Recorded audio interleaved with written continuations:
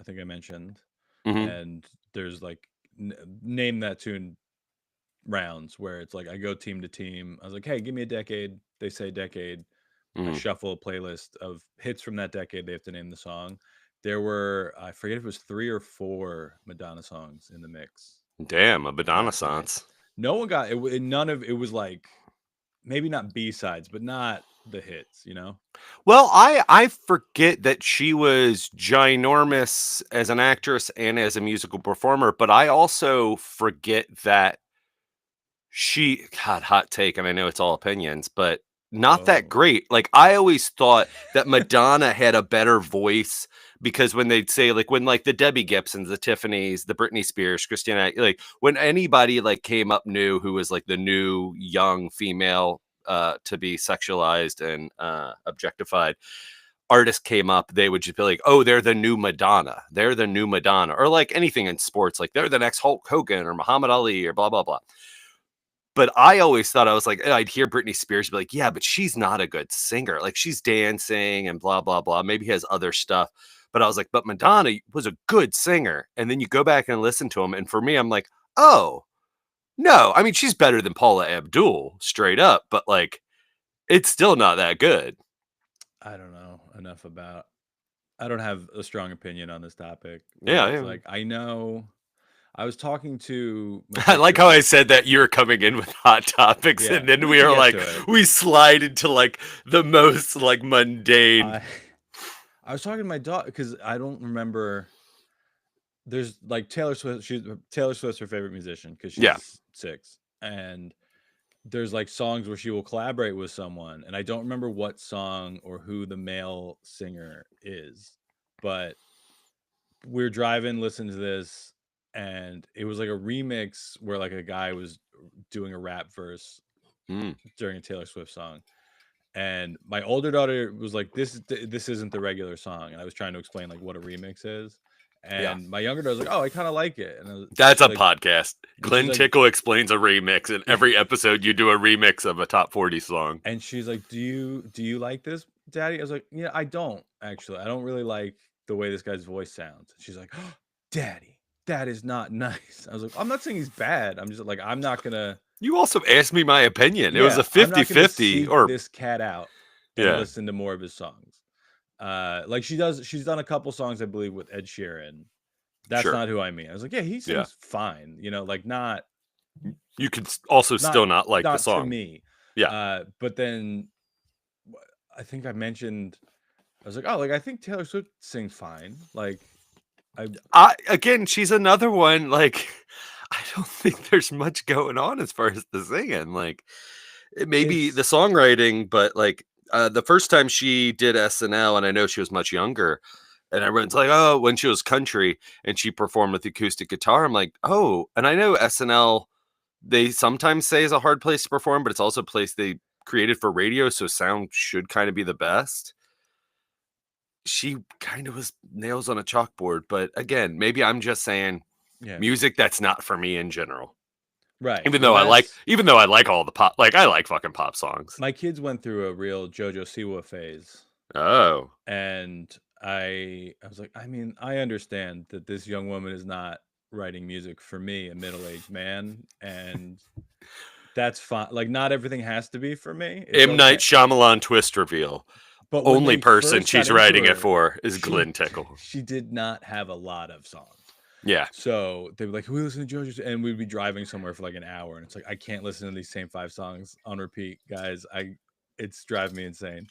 But like Taylor's got Because didn't multiple she? albums out, so it's like, yeah, whatever. Well, you can listen to Taylor Swift albums for a couple hours, and it's a fine experience. It's not my favorite, but Olivia, my younger one, Olivia, was like, Mm, "Oh, well, Taylor Swift's my favorite singer.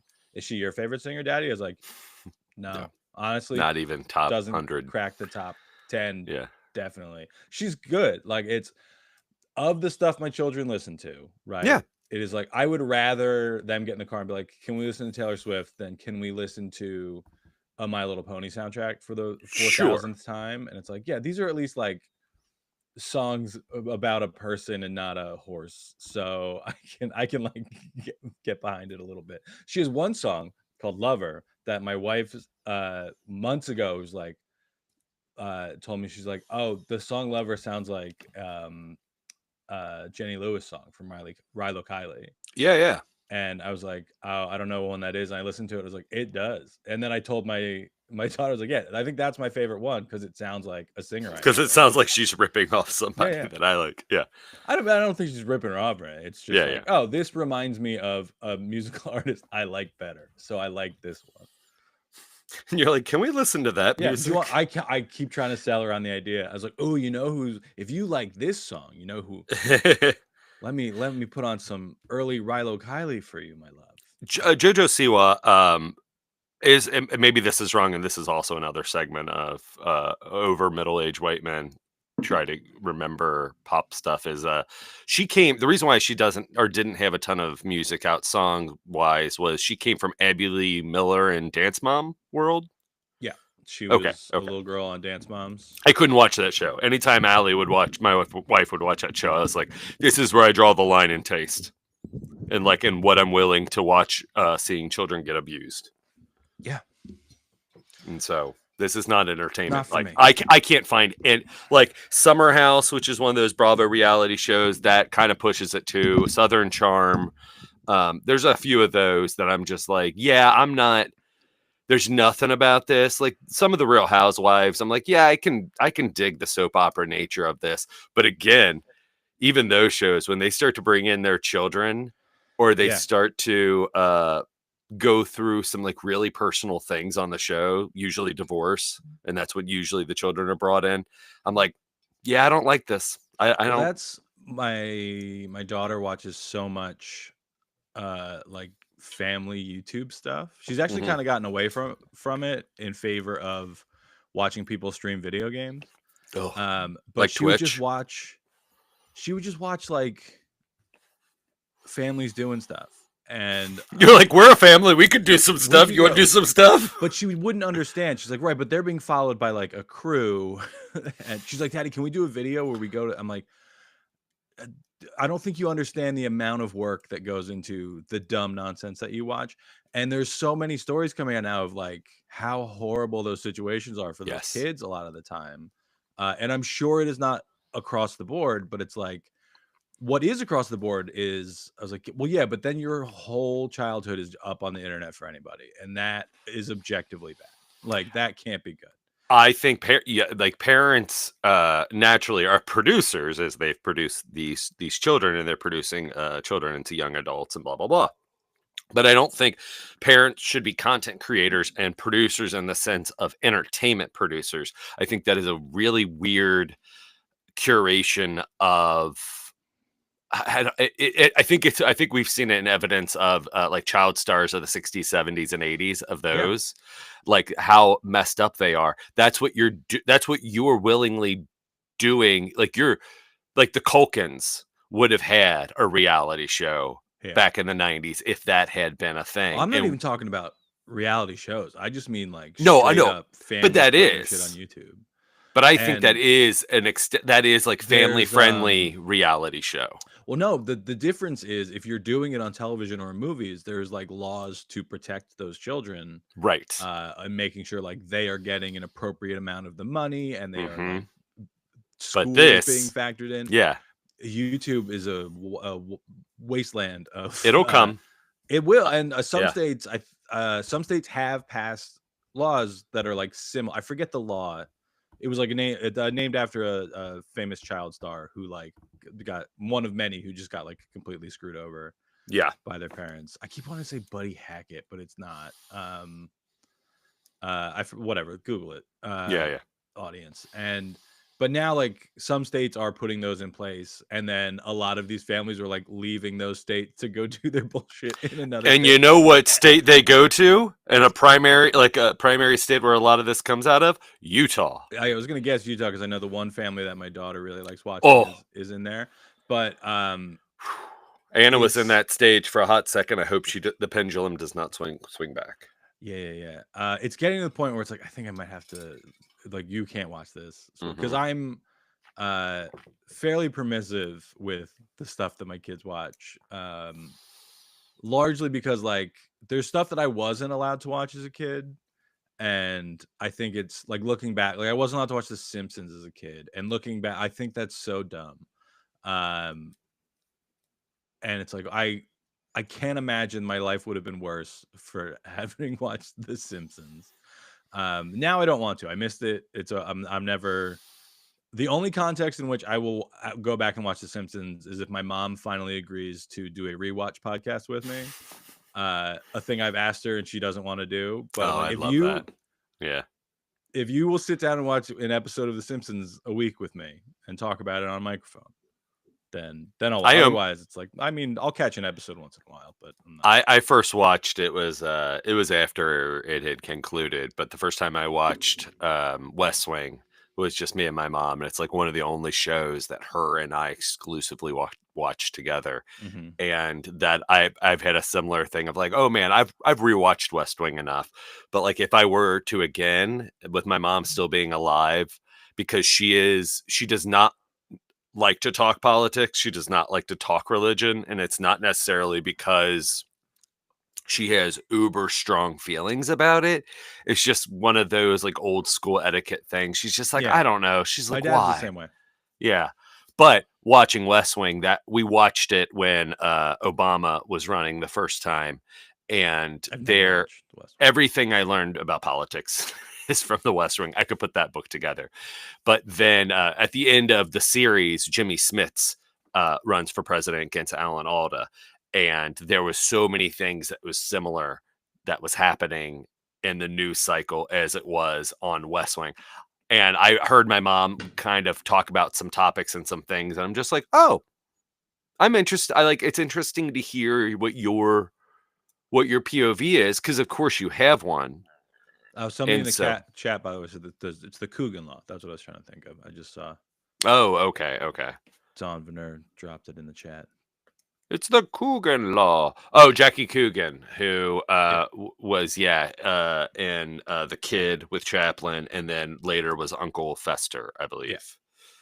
Maybe I think that's Coogan. Correct. Okay, because then there's also the name child. Might be wrong, but I know The Kid is Fester. Okay, well it's that.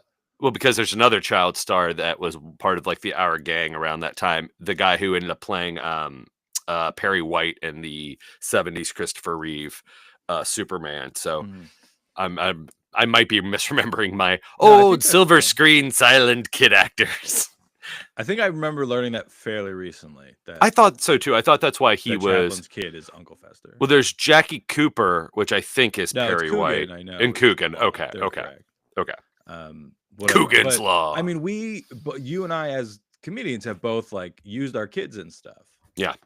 And when my older daughter was younger, I did a YouTube series. It was Cooking with Amelia, because it's like, it'd be funny if I made videos where I try to like make muffins with a 3-year-old who just doesn't understand how baking works. Yeah. And I was right. It was fun, but it was like, well, we weren't on a release schedule. It's not like we got to get a new video up today. Content. That's what I'm saying. The producer mentality. I forget how many we did, but it was like, you're disappointing your parents by not doing this every Wednesday at this time, regardless of how you are feeling. Turn on a fucking smile and make these goddamn muffins. We've done 6 or 7 of them over probably like a 2-year period. It was just like, well, she asked, she's like, can we do a video? You do it. Like, yeah. We have time. There's one where she is like having a full-on meltdown in it because we started making muffins and then it was past her nap time and she was just getting cranky and it was like, we can stop. And she's like, no. And it's like, it is kind of funny that she's like crying while being so into the idea of making muffins. But like, if there's one of those that's like, I probably should have like cut earlier than I did, was that one. But it's like, yeah, but she watches it now and she's like, that's funny. And I was like, okay. Well, so my daughter, Anna, took the iPad up and she's been into making movies because, Daddy makes movies and stuff. Oh, and I never watched the one that you sent me. I'm sorry. Well, and so this, it's a very blurred fine line of like, I probably shouldn't have even sent it to you. It's just, I think you will think it's fascinating in the same way that I do. But what's interesting about it, I didn't edit it. I just put in some like title text throughout because unbeknownst to her, she kind of perfectly changed subjects or moved or added to the current subject of what she's just rambling, the story Mhm. that she made up. Um, Timed out. It was like they're in like 5-minute chunks, and there's a portion of the video where she goes and poops. And she sets up the iPad. I blew it. I mean, so I'm ruining it for you. But the reason I mention on this is it's so funny. It is so fucking funny. And the way she bounces back from that, the way she sets up the camera, and like you don't see anything. It's not like gross like that. But anyway, it's at the Yeah, point I of assume you wouldn't have sent me that. it's the point, but even that, it's like breaking her trust. And that's where this is going with the Yeah. conversation I had with her is which I'm glad I did. Because it's that thing, if like if you feel something, then like you should probably talk about it Mhm. for ourselves personally. But it was in the point of the video. It was a 16-minute long movie that she made by herself that, like I said, I think is, for me, fascinating. I'm probably biased. Um, but it was at the point of the video where it was starting to drag, and it was just like, oh, this is getting a little long in the tooth when the pooping thing happened. So it's almost like comedically Mhm. perfect and narratively perfect for it to happen. But so afterwards, I put it together. We watched it. She loves watching it. I said, can we share this with Nana, Grammy, Papa? And she said, yep, yep, yep. I said, Uncle Eric. And she's like, yep. And I said, what about my friend Glenn Tickle? And she's She's like, not yeah, that yeah, creep, not that weird creep. yeah. Not that. Oh, out of all those, no. Um, but I was like, you know what, honey? I was like, I think this is really good. Would you want more people to see it? Like, what if we submitted it to a festival? Yeah. And I'm not saying that for me just to be like, and hopefully my daughter, Yeah. hopefully it goes Kansas is gonna love this. viral and it pops or whatever. I just think it's a fascinating look into a 5.5-year-old's Sure. mind and life. Um, and she was like, yeah, yeah, yeah. Well, could you take out that one part? Mhm. And I said, oh, what part? And she's like, when I poop. And I said, oh, you wouldn't like people seeing that. And she said, no, but Yeah, 'cause she's not you a could. dang ass freak. But yeah, and so like I said to her, I was like, well, I think it's really, I'm like, I'm not trying to talk She's you not into it. John Waters, man. Cut the scene, you know? But so I said to her, and she's like, so will you? And I was like, probably not, because We're gonna loop it. as a critic, like, or as a person who's like watching it, that is what sold me. Like, part of the magic of all of it together Yeah. is how you reacted and how you carried Can it you out cut and the how, T-Rex scene out of Jurassic Park, Daddy? I don't yes. like it. Yeah. Yeah. Yeah. I want to be Vid Angel. Let me edit Yeah. things that make you feel uncomfortable. Well, What a good segue. I'm in like the opposite situation with Olivia because she so desperately wants me to let her start a YouTube channel where she just like can put whatever she wants on the internet. I was like, oh Nope. No no, way. dog.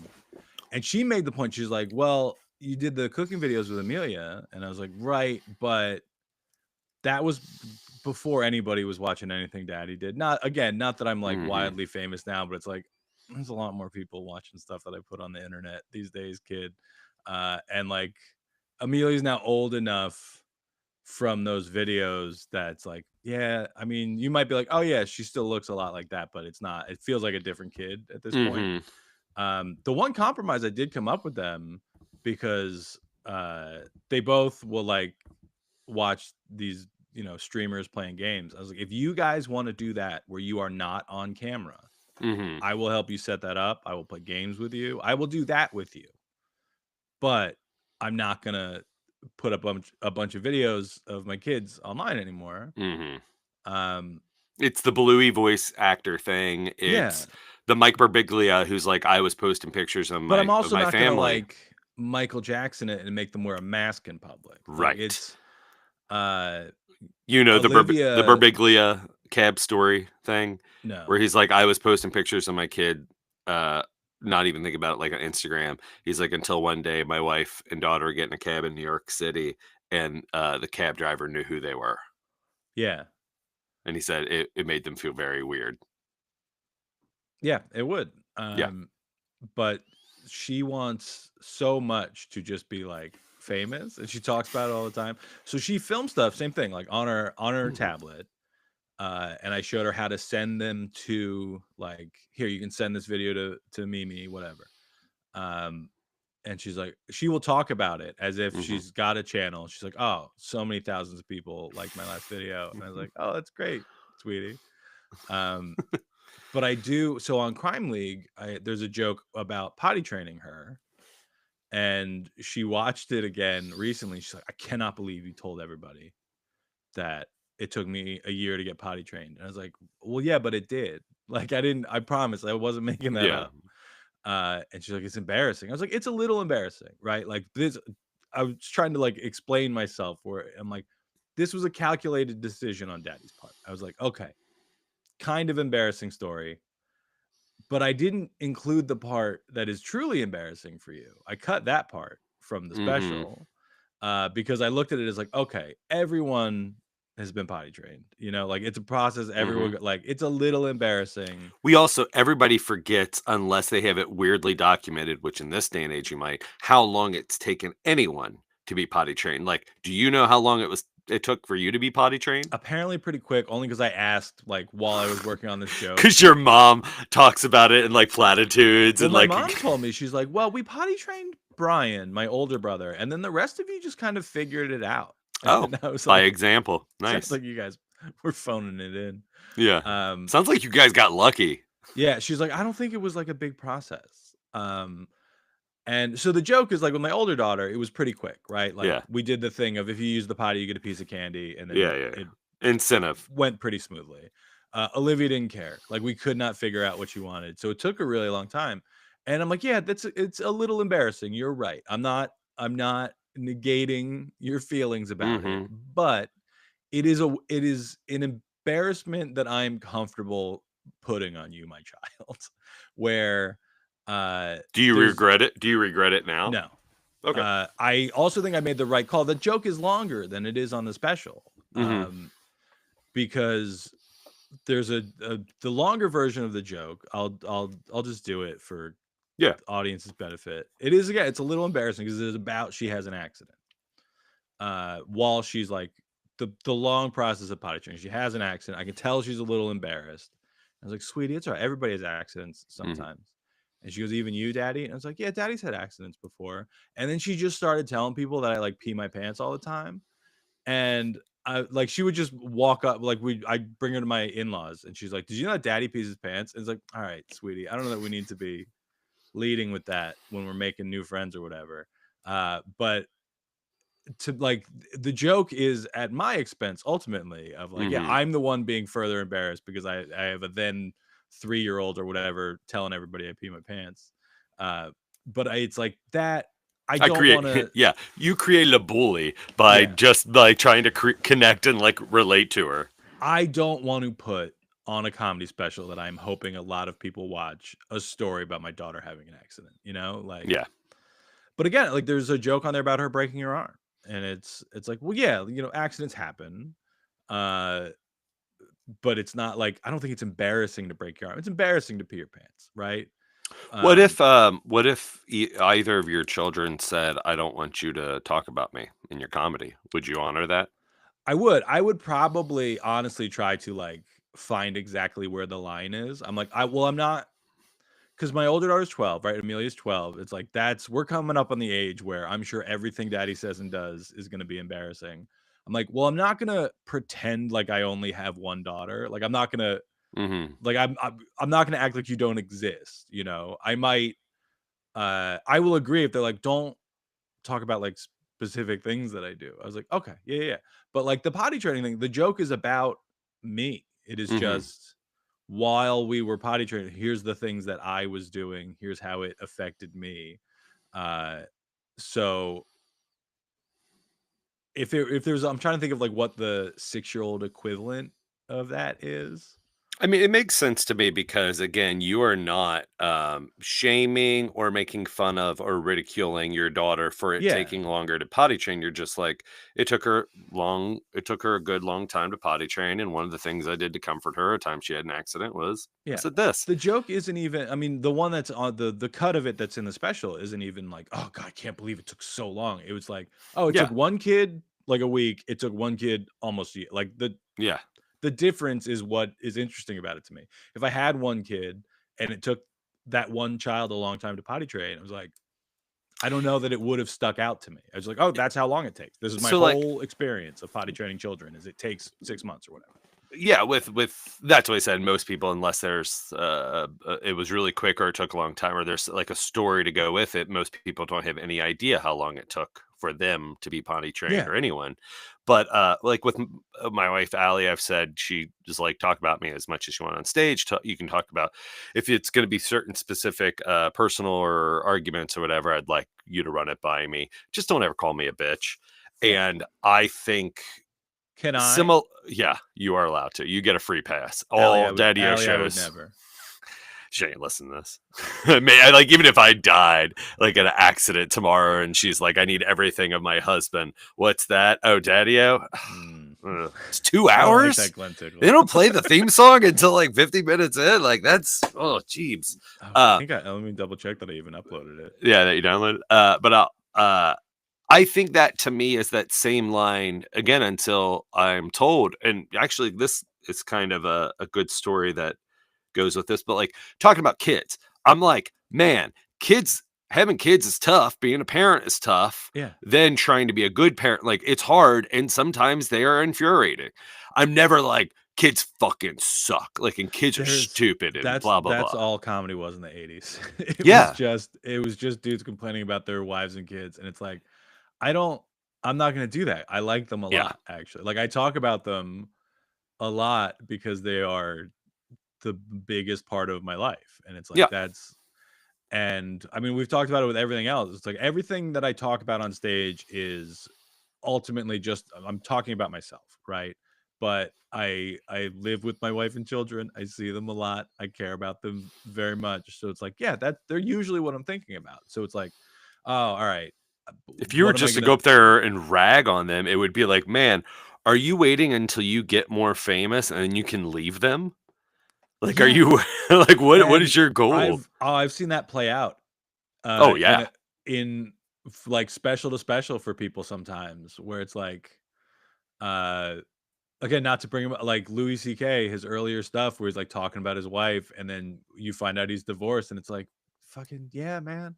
Of course you are. Ali Wong, same thing. She's like the one special she's talking about her husband, and then the next special she's talking about how she's divorced from her husband. It's like, well, you shouldn't have said that stuff last time. Yeah, you shouldn't have said that highly emasculating things. Yeah, like there was clearly shit. But that's again that Real Housewife thing is sometimes I do like the honesty, but sometimes the honesty is just like, are you sure you? I mean, this feels a little bit like therapy. Yeah, there's a couple things that I've talked about recently because it's somebody pointed out years ago. They're like, you actually don't talk about your wife that much on stage, and it's like, wow, she's just like a nice lady. Like my kids, it's like being a parent is so stressful, and I'm so worried that I might not be doing a good job. Like that is what the cause is. Like, I don't know, I've been with my wife a very long time. Like I'm pretty confident we're doing a good job being married to each other. So I believe that a ton of tension there. You change molecularly every 7 years, and I think that is, couples have to. Did you learn that from Pete Holmes? Yeah, no, he talks about it all the time. I'm sure every third of course episode he does. that I listen to. Now I don't like. Now right, that's why I'm like, now I don't even want to say it. But anyway, just rediscovering each other and making time. Pete Holmes. I do not, and I don't hate him. I don't really. Yeah, I listened back to last week's episode, and it's like, I want to be very clear. I still like Mike Birbiglia and Pete Holmes' work. It is just, I like interest in them as people. Yeah. If I had to rank, Birbiglia for me, but again, he's been in my life more. Has been longer. Pete Holmes is a newer addition.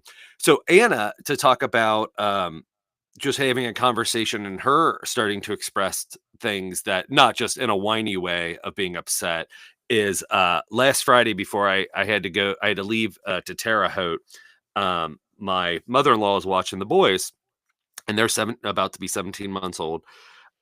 Their favorite toy is Little People, and I had some toys that we had downsized from Anna's bedroom and put in the garage that she hadn't been playing with, and she hasn't seen these in like 5 months, maybe longer, maybe 6 months. and because it was right before Christmas time, Ooh, we're like, we okay. gotta I get think I rid see of. where this is going. So there was some. I used to have a joke about my in-laws getting her famous women in history little Yeah. people, which is, and then a couple of people are like, "That's not real." That product, and I'm just like, I didn't contrive this product Yeah. to make these dumb jokes. The jokes are not that good. Um, The but stuff so people they, don't believe, it it's drives me wild. crazy. But so there were those, Amelia Earhart, and the different one. Maya Angelou is one of the figures, Rosa Parks, and of course, I had the low hanging jokes about all those things. I brought those in, and also what I found was I'd forgotten she had almost Little People like, but they looked more like Little People are kind of like Funko Pops. They all look the same because of Yeah. that like build and the design. But she had what look almost like cake toppers, but they're solid figures so the boys could play with of Muppet Babies. Okay. And the Muppet Babies have just been introduced to the boys, and it's great because Anna kind of has started to move away. She'll watch other Muppet properties, Hmm. but now Muppets she from is, Space. She loves yeah, George Clinton. just watched it for the first time. It was so good. I got it on DVD up in Michigan. I was like, this ain't on Disney Plus. I'm buying this. But I thought, did they finally put it on there? no, they've kept it's so weird. It Like wasn't they for a long time, but I thought it popped up on there. nope, Muppets Take Manhattan and Muppets in Space not on the Hmm. Disney Plus. Um, but I was like, these will be great because Anna's been watching them with the twins Yeah. and like talking to them about them and stuff. And Anna's first toy before she was born, I bought her a talking Fozzie Bear from Muppet Babies because when Daddy was going to be gone doing comedy, I wanted her to have Yeah. She's Fozzie like, Bear. well, this is basically a daddy This is action figure. So yeah. she can just have this one. But so I was like, oh, I'm going to bring these in and give them to the boys. And I did. And then I went and did the show. And I didn't see Anna again until Sunday. But I talked to my wife and I was like, how is everything? And she's just like, ugh. Hannah gets through the door coming home from school, and guess what she sees Paul and Gus playing with? Her Muppet Baby figures, and she just starts screaming, no, no, no, no, Yeah. no, this can't be happening. And we're like, what? What's wrong? Like, oh my God, what is the landmine that like we just set off? And she's like, ah, and like moves the gate and like grabs the figure. She's like, they're mine, they're mine. Who did this? And she's like, I think your dad probably gave them to him and thought because you hadn't played with them, and just like trying to de-escalate it. And she's like, they're very special to me. They're not allowed to play with them. Yeah. We They'll went through lose some of that. them. And it was just like, okay. So Sunday, when it was finally her and I, she was helping me unload and load the laundry. And I said, hey, can we chat for a minute? Even though we were chatting, but more of like the let's sit down. I was like, I just wanted to apologize.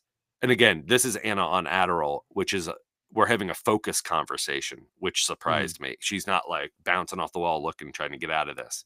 She's making eye contact. And I said, I just want to apologize. I should have asked you before I gave those to the boys. I said, my justification for doing it, whether it was right or wrong, without consulting you, because I'm consoling you now, is I should have asked you if that was okay. You hadn't seen them, you hadn't played with them, so I thought that was fine. And the main reason I did it is I thought that might be a fun toy now that you guys are watching it to play with them with one another. And I said, but I'm sorry that I didn't ask you and I just gave them to him. And she looked at me, she nodded, and she said, I accept your apology. And she got up and walked away. Yeah. But I was just like, you give me okay, another one of my toys, I'll bury a hatchet in your chest, old man. But and so then we talked later. We're like, would you be interested? Like, could you play with them? And like, if when you're done playing, they have to go away or whatever. And she's like, yeah, I can do that. And she's like, and maybe they can even have animal because they're kind of like little animals. And I'm like, oh, that's nice. So yeah, and then but on the flip side of things is a friend of my wife, they brought in a foster child, and they get kind of a last minute notice sometimes. Yeah. And we told Anna, and she's just like, oh my gosh, she's like, do you think they'd like some toys that I don't play with anymore? And we were like, That's really sweet. yeah, I think that would be great. 4-year-old daughter, like, and we were like, but you understand if they're gone, they're gone. And Yeah. she's like, yeah, yeah. She's like, but I do know there are a few things that I just don't play with, one of which is a big ass dollhouse that was in her attic from my parents. But she didn't ever play with it. And she's like, do you think she'd like that? I'm like, yeah. But I was like, again, remember, this is never coming back. Mhm. Yeah, my daughters, I think largely due to the Bluey episode Chuck Out, were like, "Oh, we can, donate some of our toys." And I was like, "You Yeah. can, but again, they're not coming back." Or Monkey my Jocks? Is that Monkey Jocks episode? Mr. Monkey Jocks. Yeah. But my so Olivia had like this big kitchen set in her room, and we're like, "You don't really play with the kitchen set. It's like taking up a decent percentage up a of lot the of floor room." space in there." And she would like ask for like big play sets for things, and it's like, you do not have room for that unless you get rid of that kitchen set. And she's like, no, I like the kitchen set. It's like, okay, but you literally never ever play with it ever, and it's huge. Mhm. She finally got It's rid of hard. it, but she would like get rid of other things, like smaller stuff. She's like, yeah, you know what, I do not read this. She keeps trying to get rid of books, which I'm sure drives my librarian wife crazy. She's like, we got to get rid of some of your stuff. She's like, take all these dumb books, I'm not reading them. But she will have like a ton of stuffed animals, and it's like, do we need this generic Yeah. rabbit one? I don't. You've not named this one. Like, you don't Every seem time Anna attached to bring it. homes a new one, I don't know why, but it just bugs me to the core. I'm fine. It's just like, there's the thing that drives me crazy is she likes to like set them up. Oh, I'd be more Around the okay house. if Anna No, did because that. she will set Or is them it up creepy? like, no, the couches are just like covered, and it's like, I'll move one to sit Yes. down on the couch, and she's like, you can't do that, Mr. Turtle's sitting there. I was like, right, but I'm a human man. I'm in my 40s. I need to sit down. You're I like, don't care about your dumb turtle. did Mr. Turtle bust his hump working today? Yeah, was he cutting the grass? No, neither did for I, 45 but minutes? yeah.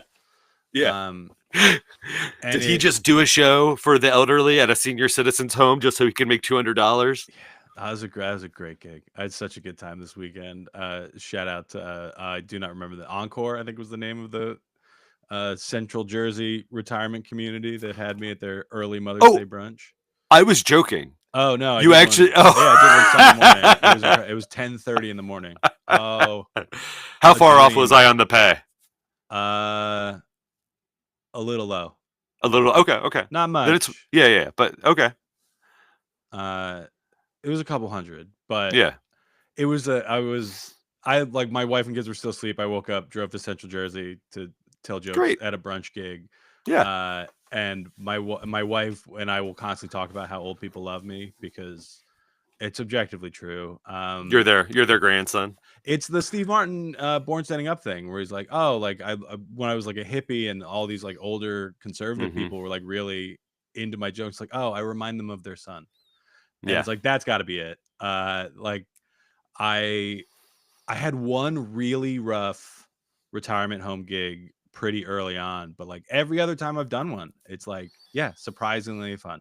But my wife texted me, she's like, I have a good show. I was like, it is a 10:30 in the morning retirement brunch gig. How could I not? And yeah, it was genuine. I had a great time. I talked to a bunch of them after. They sent me home with a baggie of French toast that I forgot in my car overnight. So now my car smells like French toast, which is not the worst thing. No, I got it out before it got stinky. It just before the eggs. Yeah. Before you start realizing there's eggs in French toast. It's not like I parked my car for 2 days in the sun. It's just like, oh, it was like pretty cool. It was rainy and cool on Sunday, so like it didn't stink it up. But it was great. I had a wonderful time. The guy who booked it, I did like community theater and stuff. So he kept like reassuring me that like he understood where I was coming from as a performer. He's like, I got like a separate room. Like, I know, you might not want to like have to chat everybody up before the show. And I was like, bud, correct. Yeah. Yeah. Thank you. Little things. Thank you. I forget who on, I'm going to say this. We're going to play the theme song. I'm going to get to the topic I want to talk about. Oh yeah.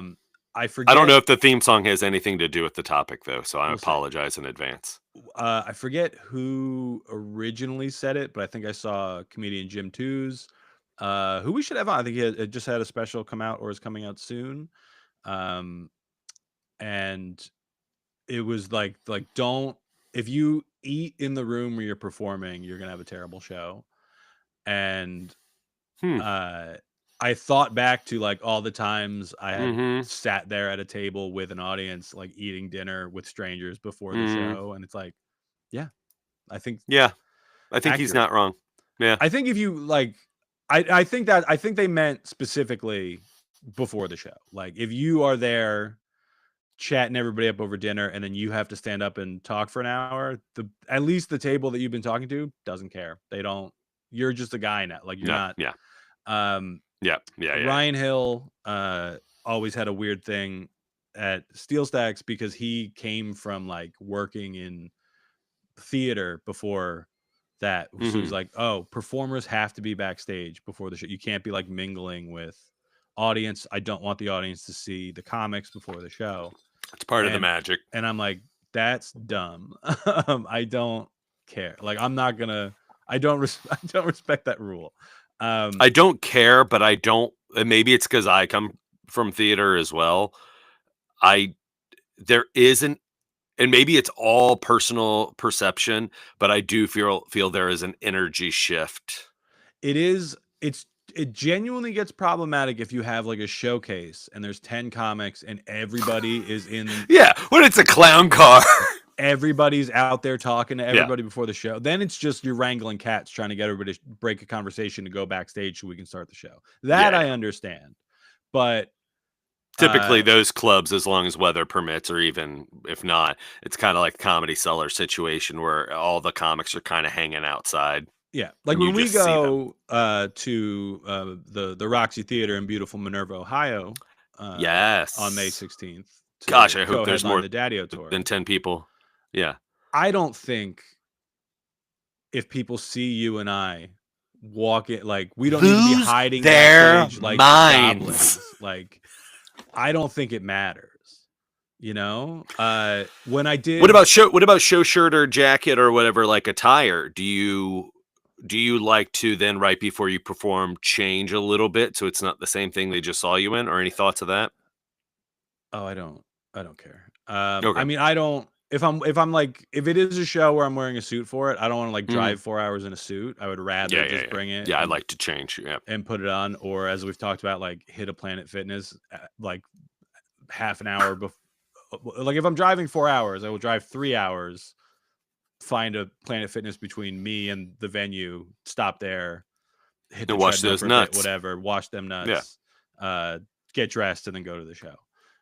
Because like not everywhere I'm performing has like like these theaters probably have a green room we could just get changed. Yeah, you know. Yeah.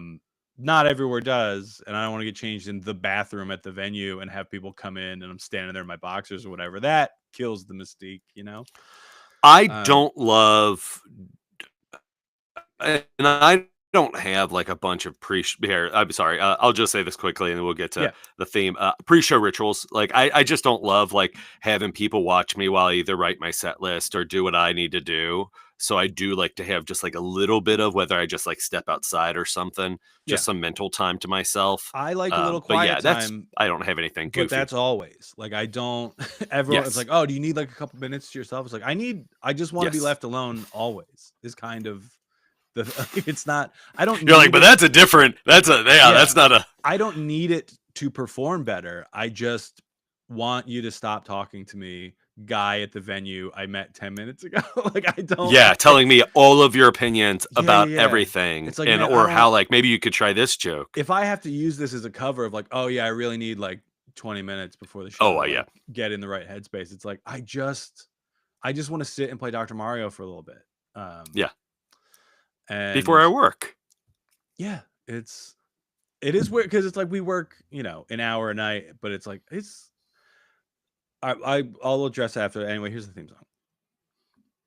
Listen up, motherfuckers. You're about to have your ear pussies fucked.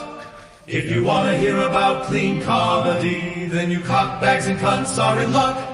It's a flex to do clean comedy. It's not about the swearing. It's about the low-hanging fruit. Reach up a bit higher and your audience will be then rewarded to boot. Clean comedy, clean comedy, clean comedy. You don't say stuff like come. Clean comedy, clean comedy. The daddy has got some. Clean comedy can be just as funny as dirty comedy, if not funnier. The clouds won't be as cloudy, and the sun has never been sunnier. Living inside a box that is marked and labeled clean sometimes can be coded for pious assholes who think they're better than you or me. There's nothing objectively wrong with quote-unquote clean comedy, but a large group of people who think it's better can suck my farts for free.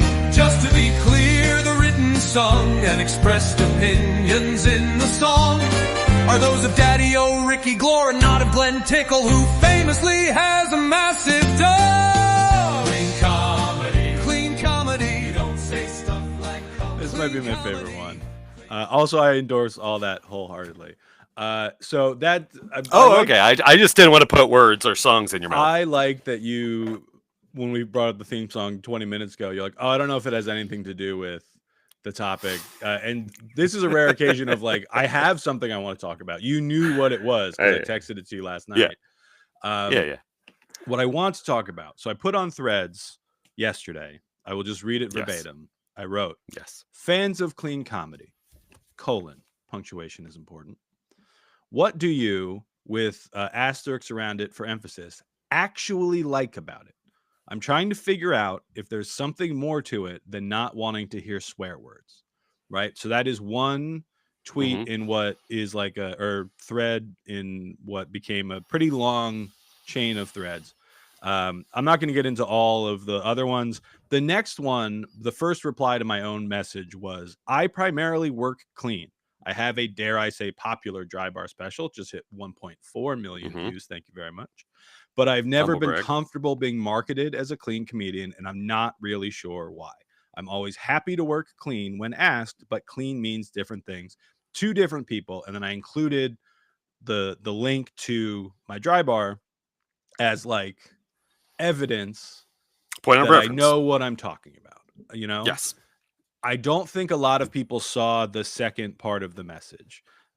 So there's 34. I'm more highlighting this for ratio than like brag about my sick numbers. 34 likes on the original with 123 replies.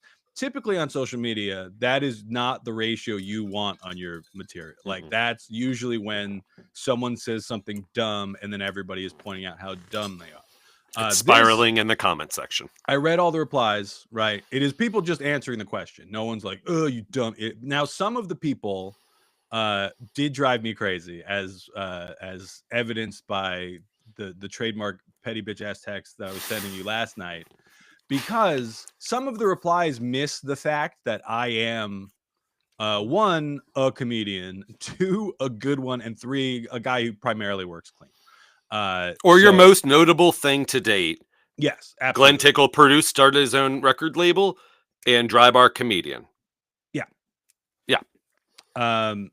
So I don't know. I should have maybe have included the fact that I'm a clean comedian usually in the first message.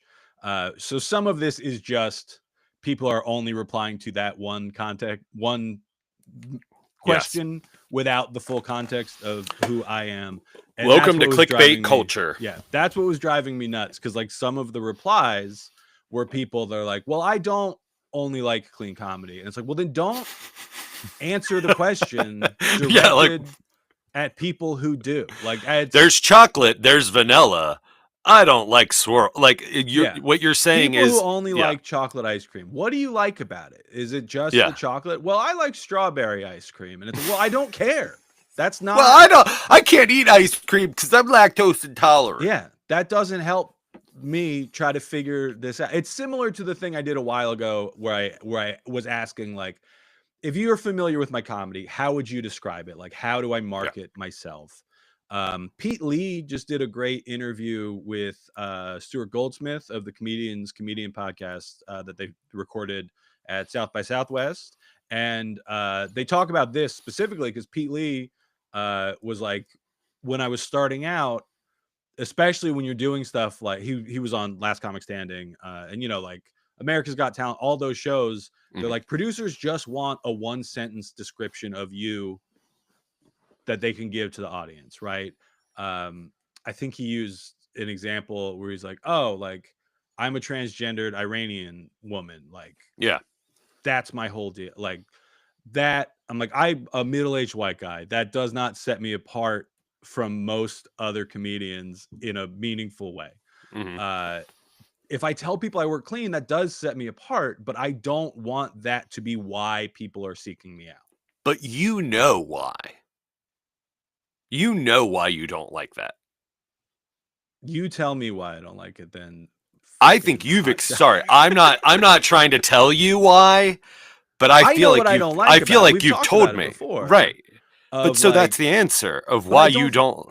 Well, the thing I was trying to figure out with this thread, and I'll get into some of the specific replies in a bit, but the thing I'm trying to figure out is, like, if you are seeking out clean comedy specifically, I don't think you think if you hear me say poo poo pee pee on stage, anything bad's gonna happen. Like you, and I know the thing, like, I know there's like fringe cases who like genuinely think the devil will possess them if they hear me talk about a weed store in New Jersey, like, because I have the joke on World Crime League. I talk about NJ Weedman's joint, a pot dispensary that I performed at here in New Jersey. And if I'm getting asked to do a clean show, so the retirement home show, the guy's like, it's not strict, but probably smart to air cleaner. I was like, please don't shock any of these old people and kill them today on Mother's Day. Like 20 minutes into the show, it's going well, right? They all seem to be having a nice time. They like me. They get a sense of who you are. I put out a feel, like, so I call the guy out. Shout out to Norm.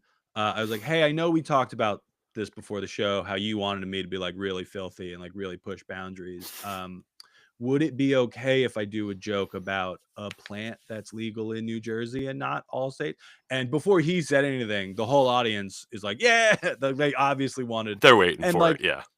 It's not a dirty joke. It's just a joke that mentions marijuana exists because I performed at a marijuana store. It's wild that is your dirty joke. Well, I think if you put that on Threads, if you said, who thinks this is a dirty joke? I don't think it's a dirty joke, but Dry Bar would have cut it from the special. Yeah. Yeah, they cut. I forgot about their issues with flatulence and caffeine. Yep. I mean, I told you the story they cut, the very personal Burt Reynolds stealing his face off of the I'm sure I've mentioned this on stealing is bad. Yeah, we've talked. Well, no, though, they didn't tell. They know. They've never had said anything about it. It was me recognizing in the 2 shows that we recorded that very specific, unique story, which has actually had some good length to it. Yeah, nobody else would be telling that story, and it worked both shows. Like, I have a pretty good. I realize when things work and don't work, and it was gone out of the edit they sent me. Well, that's what they told me. So I have the joke about basically the joke is, oh, I named my daughter Tess, and then her name would be Testicle. Ha ha. Yeah. Ha, ha. The other one is when my sister was in the army, she was Private Tickle, and both of those jokes are like, they work so well in the Dry Bar set because it is like approaching that line of what can I get away with on a Dry Bar set. Like, they're good jokes. They work outside of that context as well. But I think the reason they land so well there is like, ooh, you're being a little naughty. Whereas like, they're funny jokes on their face, but because you have that added context of like, we know you have to work very clean in this context. So like, the fact that you're saying Private Tickle and we all feel like it's like, we can all kind of maybe vaguely agree what that specific sex act might entail. It's like Bazooka Joe After Dark. Yeah, where it's like, yeah, you're right. It does sound like you shouldn't say that here. So I asked the producer on site when we were filming it, I was like, hey, like, tell me straight up, is this an issue? Can I get a green light on these? Yeah. I'm not I'm not sure. And what I was told that was like, well, you're filming 2 shows, so do them on the first one. Yeah. And if the audience doesn't like it, it probably means we'll just cut it out and not use it. But they liked it. Like and again, like on paper, if you ran that through a chat GPT or whatever, and you're like, hey, comedy robot, is this a clean joke? I think they'd be like, yeah, it's this. They're just going to do keyword searches, and they're like, yeah, No. nothing comes up. This is your. Comedy robot is. You can say this. You have and- turned on the comedy robot. Comedy robot now needs to destroy things because it's sexual repression, angry. But it is Yeah, the that's thing what of you like, do to yeah, comedy these robot. are objectively clean, but do kind of cross that line. Me Yeah. talking about the weed store is not a dirty joke. It's just they don't want jokes that acknowledge that marijuana exists. So clean meaning things to different people is part of the problem, right? There's a big crossover with clean comedy and like specifically Christian comedy. And I've done church gigs. I will do church gigs again if asked. It is just like, I'm not religious, but I understand what you might not want to hear about, you know, like I'm not going to do that weed joke at a church gig. Probably I'm trying to remember the last church gig. And where it the guy has roasted- nothing to do. It has nothing to do with clean or dirty. It comes down to morals. Yeah. The church gig that I did where the guy roasted me through prayer. I'm trying to remember. I think I might have done it there because it wasn't like a Catholic. It was like a maybe even describe themselves as like non-denominational. It was like a Unitarian church. like a hipper church, you know? Yeah. Like, and I asked, like I did the same thing because it's if I'm not sure, I will like do it from the stage as a way to like cover my ass of like, oh, well, you heard the audience when I hinted at it. They were so clearly ready for it. Because one of the replies that I got to my thread was somebody talking about it was another I'm gonna look for it. It was another comic who's like, every time I've been asked to work clean, I can tell that the audience wants me to be dirtier. And my reply to that was like, well, I've had that experience as well, but it's not obviously not every time because I get asked to work clean. Usually is like I can work clean and still be funny, but I think the most electric a room has gotten anytime I've performed has been when there's no censoring or filter to what I can say or what I can think of and engage with them to make it a more unique performance. Yeah, because for me, I have a better time, right? Yeah. If I'm not worried, am I going to slip up? Am I going to say poo poo pee pee? And then the booker's Is gonna that the be name? mad at me. Is that what you wanted to name this episode? Poo poo pee pee. Yeah. I think the name of the episode should be the Daddy-O's wonder what the fuck's the point of clean comedy. Because that's Spell it honestly out. what that's what I'm trying to get at is like, Yeah. what is it? And I think what I've landed on is like most people don't care about the specific words, you know? And again, I know some people do, but I think It's you're the looking age-old for- thing. It's the action. I think you're looking for comfortable comedy is what you want. If because I've done shows where I have slipped up and not necessarily like I wasn't necessarily being asked to work clean. I'll just be on a showcase or whatever. And I might have been like, oh, I was at the fucking store the other day and Yeah. but the joke itself is not filthy. And Yeah. then people will be like, oh, I like that. Like you were the clean one on the show. Everybody else was like so dirty. I was like, oh no, I said fucking for sure. I can play Right. the tape. But it's not because I said the word. It's like, oh, it's the way I would swear conversationally. Like I'm a 42-year-old man from New Jersey. I know the bad words. They're in there. But it's not like, oh, it's railing this broad. It's just, I went to the fucking store. And I don't think people get hung up. I don't think most people get hung up on those specific words. But some clubs and some bookers, where the experience I had, which was weird, is Savannah Comedy Review, and I can't think of the booker. He very specifically says, "Here's a list of 5 words I do not want to hear on stage." He doesn't say any subject matter. He just said these 5 words. If I hear any of these words, it's $10 off your payment for each time. Well, that's Gutty's. Yeah. You and I both performed there while it was still open. And in the contract, when they Yeah. sent it to me, they're like, if the performer uses any profanity, he won't be paid. So I wrote back. I was like, well, you could probably say they won't be paid. You should book women. But Mhm. also, what are the words? You should Like, book women. I'm gonna need. Yeah. I think I was polite about it, but like I pointed out that it was all of the language in the contract was pretty strictly gendered. Yeah. And but I made the point. I was like, because I think it's been a while. I think the contract said if the performer uses profanity, he will not be paid. And I was Yeah. like, if my whole ass paycheck for this is on the line, give me a list of words. Yes. And you had to be very specific then. Yeah. Because I don't want to say darn it and find out that you think that means you're not going to pay me, because I will burn this place to the ground. I worked my Elmo joke for the first time about the piñata, and I used to say lynch Yeah. in that So joke again, when not I was first working it. dirty, but Well, I but can here's see the people objecting. weird passive aggressive thing is Steve, who was one of the co-owners, I'm pretty sure is his name, Stephen Dennis. Yeah, Steve. I'm trying to remember the last name. It's Stephen Dennis. Steve Dennis and is Dennis. I'm not saying a man whose name is Stephen Dennis. Stephen Dennis. Um, Dennis, I've talked to about it. He's like, yeah, he's like, I'm not as rigid with the content and blah, blah, blah. But my first weekend performing there, I was working it was a brand new joke, the Elmo joke. And Steve was very warm to me before the show. And then after the show was very cold, and it was a good show.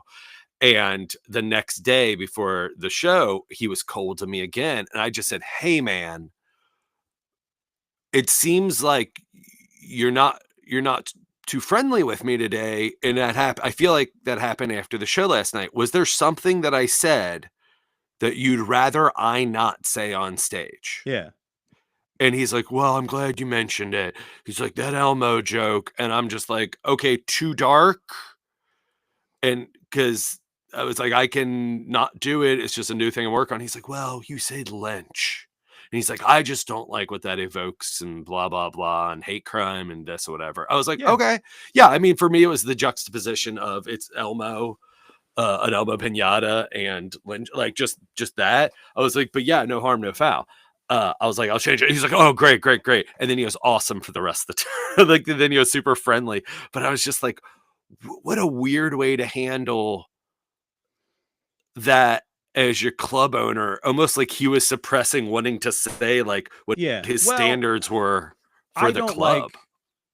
I don't like conflict. So if I was running a club, and because I feel like that is an edge case, right? Like if you said something that was so obviously over the line as the guy who booked you, I'd be like, hey man, can you not do that Saturday night? Like when I was doing the open mic, right, there were a couple times where a comic would say something, and especially when because it was at Steel Stacks, a place I've talked about and complained about a lot, but they're like stricter with content stuff than most other places, but like stricter than me. I don't really care. Like if you're at an open mic and you say something, I'm not going to be scandalized. I might not like the joke. I might decide I don't want to work with you, but I'm not going to be like, you're not allowed to say that. But there were a couple times where it's like, hey, I don't want to have to have a meeting. Do you mind like not doing that bit here?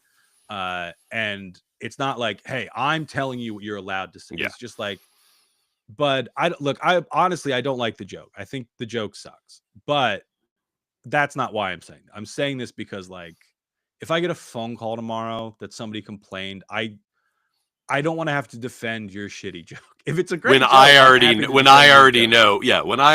what it is. I already know what you're gonna say. Yeah, well, okay, so here's the clean comedy thing though, is which I think is the thing that you are trying to avoid because of the baggage that comes with it. Gutties during COVID had a clean comedy festival competition, and like 3 people died from it. Oh no. Because they also, a little bit of that with clean comedy goes with that morals, goes with that, you know, a lot of religious or political affiliations that kind of all Yeah. come to the same Well, path because they didn't believe in the see, vaccinations. They I didn't know believe part in of it. I think when you were like, "Oh, you know why you don't like it." I think what you're talking about is like there's an overlap with like an audience that I don't want to attract, you it's a know? very large overlap. But I don't think that's not what I'm talking about specifically here because I do talk to people. I think it was on um I don't remember the comic's name, but I think it was on Hot Breath with the homie Jolie Byers. And he the guy he was talking to was like, I love where if I'm on a showcase with other comics and they're all working dirty, I love it when somebody comes up to me after the show and thanks me for being clean. And I was like, oh, I don't actually. Yeah. I thank me for being funny. You know, Yeah. like I'm happy to work clean. Yeah. Like I don't it's not like, oh, it's so dumb when I have to not say piss. It is Or just Dave Pierce. Dave Pierce. It is just I'm trying to figure out what you really want. And the people like the lady at the church gig years ago who complained that I did a joke about TikTok because that's the work of the devil. It's like, lady, Awesome. I don't want you as a fan. You Yeah. know, like if you think you get to tell me what apps I'm allowed to discuss, like absolutely kick rocks. I don't have But time that's for the you. extreme. That's the extreme. There Absolutely. are plenty people who are lower on that are not even the extreme that you feel the same way, I think. Oh, for sure. I mean, ideally, my whole audience is just a bunch of dorks who want to hear jokes about Jurassic Park and Dr. Mario. Like that's Yeah. honestly best case scenario for me. And I know that's a pretty small market to try to address, you know? Like that's so the Mr. Met joke. I think I talked about it on Yeah. here before. So I sent you the very short, like I tried to do the dumb Seinfeld word economy The thing. most Like, succinct version while what the is the joke still shortest works. version that this joke works for anybody? And I'm like, who's gonna get this? Because it's like I know when I wrote it that short, it's like most people aren't going to get this. Who's going to get this? Ricky Glore. Ricky Glore is going to remember that Mr. Baseball is a movie. He's With going to Tom know that Selleck, Mr. yeah. Met has a big baseball Yeah. head. So the short version that I sent you, I was like, let me know if you think this works at all. It was just like, here's an impression of Mr. Met getting a phone call from his agent in 1992. And then I just yell, Tom Selleck. But the joke that I, as performed when I did the open mic the next day, was longer. And I posted maybe a 2-minute version of it. And then there's a 5-minute version of it that I didn't post the whole thing. And the whole thing is like me explaining. It's like I'm trying to appeal to more people. So I'm trying to like do jokes about things that you guys like, not just stuff I like. I figure if I try to meet you guys where you're at. But because it's you, you're also gonna pick like an obscure Yeah. So that's 35-year ago again thing. part of the joke Yeah. is it's like me trying to relate to normies and it not working is like haha. I think that So- was my note back was I get this, but I don't know if anyone else would. And then I wrote, but I think it would probably be funny to give it the context. I don't think it would just be a lot of words. I knew that the joke was longer. Yeah. Like even when I sent you the short Yeah. version, it's like, well, no, like the setup of this is part of the joke. And it's like, it is a pretty long setup because it ties into the list. And I'm like, I'm trying to be a better comedian in person. I'm trying to relate to people more. So I want to do material that you guys like. So I'm like looking at, you know, what have I not talked about in comedy before that maybe will attract a wider audience? It's like, I don't do a lot of sports jokes. I don't really do impressions. What if I did a sports impression? That's 2 areas. And then the impression is Mr. Met being disappointed that he didn't get cast in the movie Mr. Baseball. And it's like, yeah, that's the setup makes it. But again, like the joke didn't really work at that open mic. But then there's another minute of me being like, all right, I know you guys didn't like that, but can I float an idea about why? And then I talk about, it's like, is it because Mr. Baseball is a 33-year-old movie that you guys didn't see? And like, then it's again, like, that is the kind of shit that I love, you know, like I acknowledge that just saying, here's my impression of Mr. Met getting a phone call from his agent in 1992, Tom Selleck, isn't a great joke. What I Yeah. love is, can I force it to be through context? But to the clean comedy point, it's like, I work clean a lot, even that when to I'm me not though, asked. but what you just said though, that to me explains why you do have this little bit of like, again, I said it in the song, coding. Like, I think it's used so often for coding that it makes me disgusted. Well, the Or part that of it there's a level of disgust- that there's a level of superiority, which also goes with Yes. this coding idea. The thing that I do kind of feel gross about clean comedy is, I can do a joke at the expense of a gay person. You know, I'm not using any slurs. Exactly. It's not a dirty joke. What is the But line? the joke is like, oh, ha ha ha, wouldn't it be funny if this guy's gay, or what, like whatever Because the they dig are is. sinners. They are moralistically superior than those gay people. If I'm a gay man and I just do a joke about my husband, right? It's not a dirty joke. I Mhm. just, as a man, mentioned, oh, I was at the store with my husband.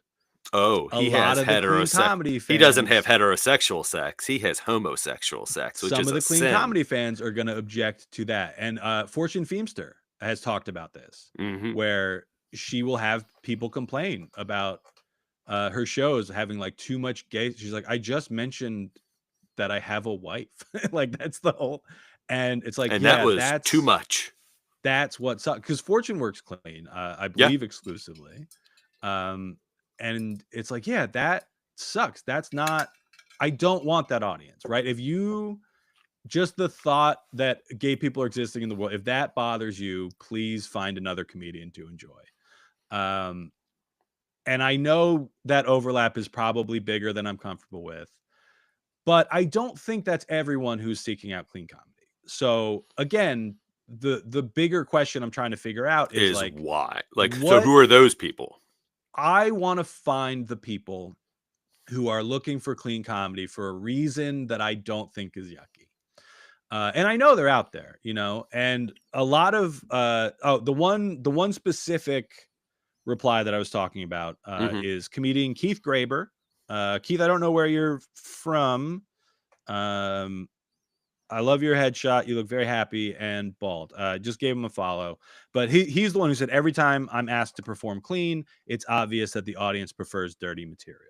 And that's the one where I was like, I've had that experience. It's not every, Yeah. it's insane to say every time. But when it is, it's normally a corporate gig or a college where the person who booked me is just overcorrecting. Yes. Right. Because same thing I said about the open mic, when I was like, can you not do that joke here? It's just like, I don't want to have a meeting about this. I'm not offended. I don't think anybody in the audience really cares, but somebody might. And then I'm going to get an email and I don't want to have to deal with it. So I think a lot of times when I do colleges and they're like, oh, you got to work clean, I was like, they're 20. Like, half of them are stoned. They're not right now. babies. They Yeah. don't care. And my favorite is when I get to a college and they're like, no, because I always, at every show I ask, is there anything Mhm. specific you don't want me to say or talk about? And when they're like, no, they're college students, you can say whatever the fuck you want. It's And you're like, thank great, you. I'm going to. It is going to Yeah. actually be a lot. So you thought you gave me permission to swear. I'm just going to Yeah. talk about Mr. T a lot. But I like not having to second guess everything that I'm saying. You know, Mhm. if I don't have to work clean, I'm still gonna. It's just, I don't have to dedicate 10% of my brain to not swearing, you know? It is just like, oh, if I mess up and I say balls, or it's not an issue. But I think a lot of the times when people are booking events, they are in that boat of just like, well, I don't want to get in trouble for something the comedian said. So if I tell the comedian to work clean, boom, problem solved. But you can still say some messed up stuff without swearing. Yes. Well, this past weekend, the phone contacts bit that I had, where enthusiastically someone would come on stage and talk about their contact, I didn't like at all. I hated the idea that anything that he was saying to me was insinuating like, ooh, gay people. Yeah. So then I took the opportunity to then roast him without him realizing it Sure. during the rest of the time that he was up there, as he enthusiastically thought that like we were having a fun time going back and forth and saying things. So I turned it into a Mystery Science Theater 3000, just exposing how doth protest too much about, isn't it funny to be gay? Like Yeah. two men being gay. And I'm just like, all right. So if you're going to do this, I'm going to be way better at this than you are. Well, that's so you know, any movie before like 2015 is gonna Yeah. have a joke of like, isn't it funny that this guy's gay? It comes up a lot. Blank Check did Johnny Dangerously last week, and there's a joke where Danny DeVito is like attracted to Michael Keaton, and they made the point on the episode. They're like, but weirdly, it doesn't feel shitty. I mean, it's two straight guys doing it, but like Yeah. Keaton's not disgusted. It is just Danny DeVito's character is like, oh, you know, if you want to like spend some time outside of work, maybe we can spend like a week in Puerto Rico together. Yeah. And oh man, Johnny men Dangerous usually aren't talking like Yeah. gangsters and they're men Johnny romantic Dangerous talk. is like, oh yeah, I don't know, maybe he just doesn't. Sounds get great. it. Yeah. And it's like, yeah, I mean, okay, that's probably the best version of that joke Yeah. from an 80s movie. Whereas like, Oh yeah, the softest version. where there's a lot of it, and like going back and watching old movies, you're obviously going to come across stuff where it's like, well, that wouldn't fly today. I But- will happily say this now and for future and past. I have said things. I have said stupid things that Yeah. current day Ricky does not agree with. There are things I'm gonna say that current day Ricky and hopefully future Ricky, even the one who says it, Oh, is straight not up. going to agree with. Yeah, Like yeah. we should not be. It should not be this. I mean, I think this thing is a thing of old where we're holding politicians to a higher regard. It seems like almost like, fuck.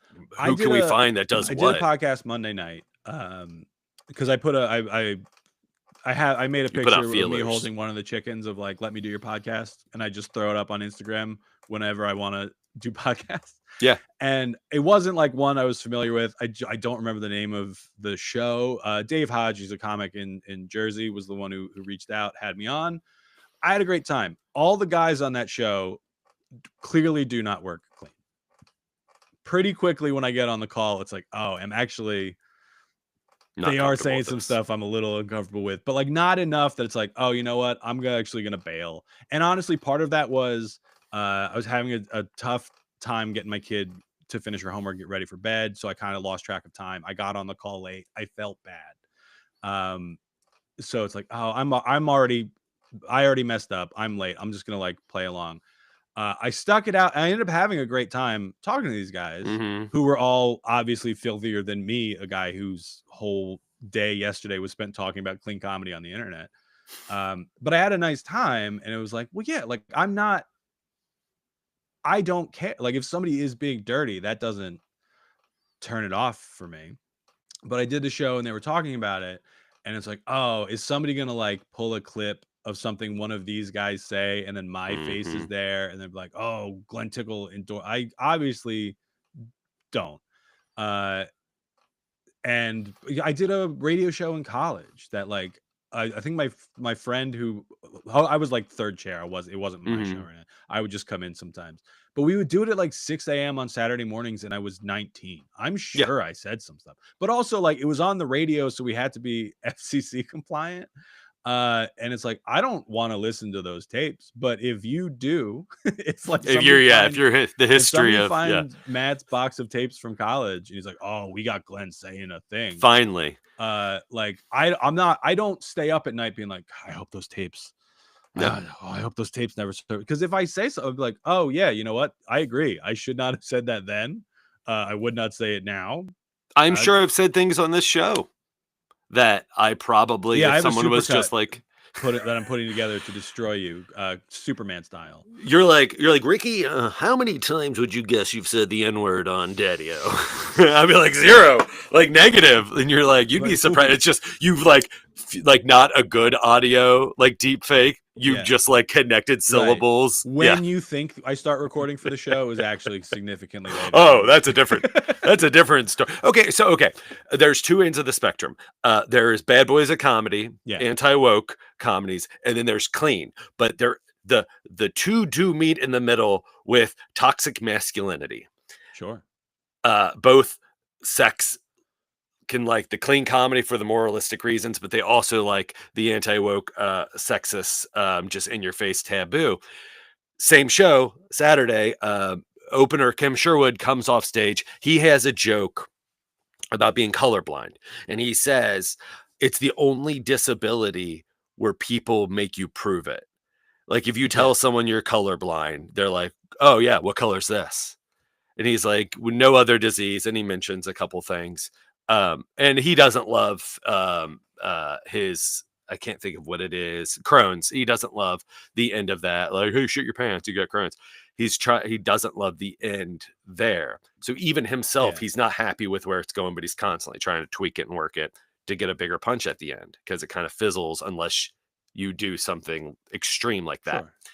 So the other end of that could be the bad boy of comedy, extreme taboo, which we had never even thought of. Guy comes off stage and he's like, "Hey man," he's like, "You know how you have your colorblind calling out disabilities joke?" And Kim's like, "Yeah." He's like, can I pitch you a tag of where I think it should end?" And situation. Right. He didn't say like I do comedy too, or like even that'd still be nightmare situation. And I'm not with him in this conversation. I am eavesdropping, and I'm just watching this go down. And it's this like youngish guy, maybe like 35, definitely younger than I, definitely younger than Kim, being I think about 55. He goes, "I think you should end it on." He's like, well, first he goes, "Do you know Shane Gillis?" And Kim's like, "Not personally." And he's like, "Yeah, but you know him as a comedian?" He's like, "Yeah." He's like, I don't know a lot of his stuff, but yeah, he's like, "I'm aware of what a Shane Gillis is, and where he fits." But Kim says, she's like, yeah, I'm aware of him. And he's like, "Well, you know, Shane Gillis, this would be like a Shane Gillis style joke." And so then I'm standing aside. I'm just like, "Yeah, let's hear a approximation of what you think a Shane Gillis joke is." He's like, "I think you should end on Down syndrome." And Kim goes, "Oh, why?" He's like, "Because no one would make someone with Down syndrome prove it, because they wouldn't have to, because you can tell it how they look." And I'm just like, this is a charity event for a high school football team. Yeah. And this guy just like proudly, like not overly drunk, just like, "I'm with my own, like I'm going to say whatever," says that. And then Kim's just like, "Oh," because he's kind of gobsmacked. And he goes, no. And he's like, "And it's okay to do it because they love jokes about them." And so Kim didn't know that I heard this whole interaction. And so we like to go to Denny's. There was a Terre Haute casino. We loved right behind our hotel. And everyone's just like, "Oh, you guys are going to go hit up the casino afterwards?" I'm like, "Oh, you couldn't be more wrong." I was like, "We're hitting up Denny's that is 10 miles away, out of our way." And he's just like, "Hey," he's like, "I don't know if it was when you went up and you started your set or if you were using the bathroom or something," but he's like, "You'll never guess. I got pitched a joke."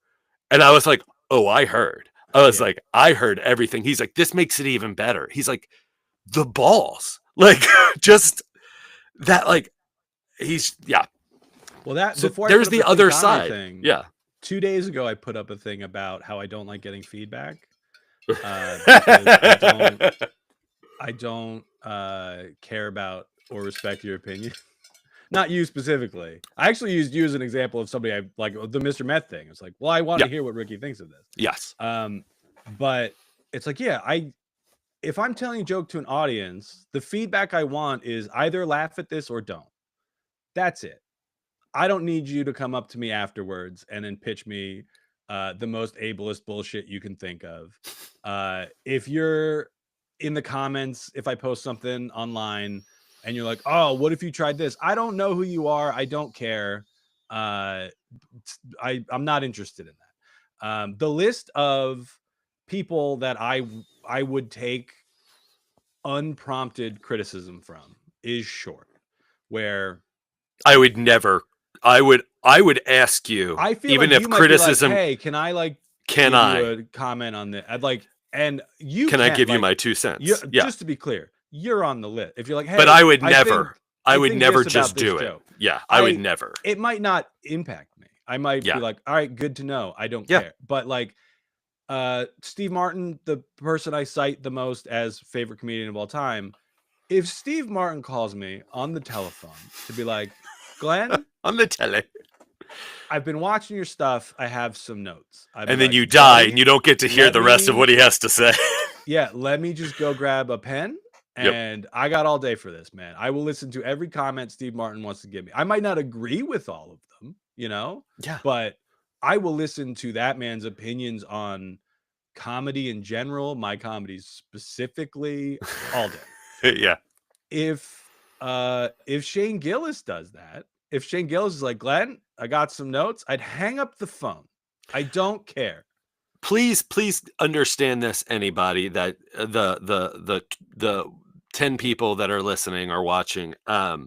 I did a stitch this morning because I saw an old King of the Hill clip where Bobby does stand up. Chris Rock, I think, is the guest voice, and it is the comedian who talked him through. And so he thinks he can do black comedy. White people Yes. but it's a little Texan boy. Yes, and he is just like, oh, it's tough being a white. It sure is tough being a white guy nowadays. And I did a stitch of just like, man, it's crazy to see the first time Shane Gillis did stand up. And that's funny. It's like you could say that that's a Mad Lib, right? Yeah. You use that clip for fucking Joe Rogan, Andrew Schultz, Tony Hedgecliff, like whatever, whoever the bad boy of comedy is, you want to Theo Von, like whoever. And the comments that I have gotten, and the point I want to make to anyone that might say this, is first comment at Mike. I'm not giving you a list of people to block. At Mike H024. If you went to one of his shows, you'd know it's the complete opposite. 3 crying, laughing faces. At Lax Loser 02. You have 600 subs talking shit about a guy who is selling out basketball arenas. ... Why? LOL. At OG Trustful Newt. Still funnier than you, crying, laughing face.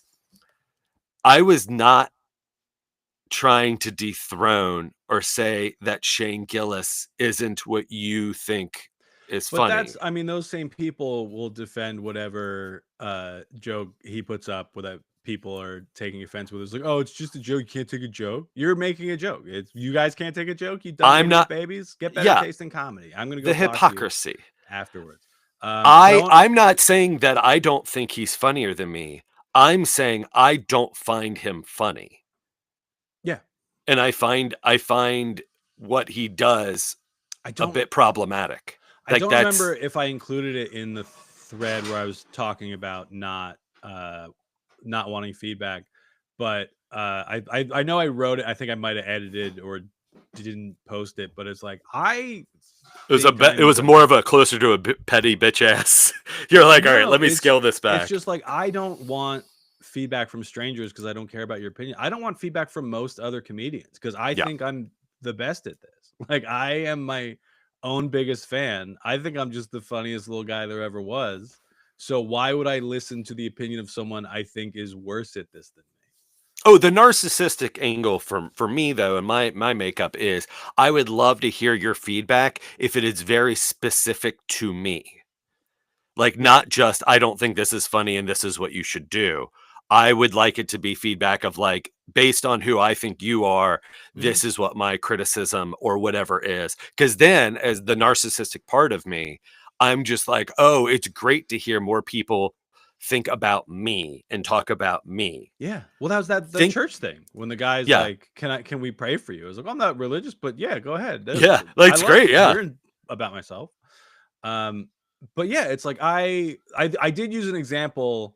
It was the gif from Parks and Rec of Ron Swanson in the hardware store saying, I know more than you, where it was like, oh, I've been doing open mics for 6 months, and then I just put I know more than you. It was like, I don't care actually. Yeah. Even other comics I know, like when I was hosting the open mic, a lot of the times we'd go out and get food, and then sometimes one of the other comics would be like, oh, hey, when you did that joke, I think you could, I'm not even listening anymore, I'm just tasting falafel, man, I don't care. But back to the clean comedy thing, a lot of the comments were some variation. Let me just find another. Oh, that was about Ewoks. And yeah, any of them that you haven't sent my way that are I genuinely thought so. fun. The song that you put together at the front, you basically quoted a lot of them. Yeah, the two ones that you sent me, but I was thinking Okay. I genuinely thought you went through more replies to pull specific No, quotes. I'm not on Threads, and it's the whole blue sky. It's not that it's a stance. It's just I don't have the bandwidth to download a couple more apps. I'm trying to find. Here we go. So Strange Birds with 3 Z's. Strange Period Birds says, I generally think clean comedy requires a lot more skill to be funny. It's easier to hide behind cusses and dick jokes. This was a common reply. Yeah. I don't agree with it. I don't agree. I've heard this my whole career. I just don't think that's true. I don't think it is easier to do dirty comedy. I think jokes themselves are hard to do. And I don't think I'm a better joke writer because I don't usually swear on stage. I think I'm a better joke writer than most people because I'm a narcissist, but it's not because I work. It's not like I don't think I'm better because I work clean. You're a big fan of Glenn Tickle. More money. Yeah. I'm the biggest fan. Yeah. That guy kicks ass. So it's the Jerry Seinfeld thing. It all comes down to personal preference of he's like, I would tell a joke that I think it ended on the F word, either fuck or fucking. And he's like, does this joke work without it at the end? And he tried it a bunch and it didn't work. And so he's like, so then I just got rid of the joke. I was like, yeah, that's your personal choice. Yeah. Again, that's what you think moralistically, like if it's not or superior, like it's not, I don't like that the laugh is coming on that word. It's just like, well, who cares? That's your choice. But like, yeah. if it's if it's the final word and it's fitting your word salad and your rhythm and tempo, Jerry, that like you're like the musicality of the syllables and stuff, maybe that word is what is fulfilling these other bullshit rules of comedy that, you know, some are valid, some aren't. You take whatever. But so that's why it's like, okay, well, you are making the choice for marketability or superiority or moralistically. That's you. And I think that is the same as the audience that specifically looks for it. Yeah. Brian Atkinson. Clean comic. Michigan, clean comic who works the edge. And I've seen him do it. And he's done it enough. And he is a good enough entertainer and performer that he also reads the temperature of the room to understand how far he can go. He replied to my clean comedy thing with a couple great points. He is just at Brian A Comedian on Threads if anybody wants to follow him. He's elsewhere on social media just because I'm reading it from Threads. That's the handle I'm giving. He wrote, I market myself as, in quotes, so funny you won't notice I'm working clean. Points out that he is funny first, affirming what's been said here. When in other comments he means, he says, I work clean because I spent over a decade on the radio and trained certain words and topics out of my vocabulary in front of a mic. I know the words, I know the topics, and even have, in parentheses, parentheticals, clutching pearls, paid money to see a dirty comic. Suddenly dropping other words into my set wouldn't be authentically me, right? I love the point. I'm a big fan of Brian's, and he's like, well, no, like it is.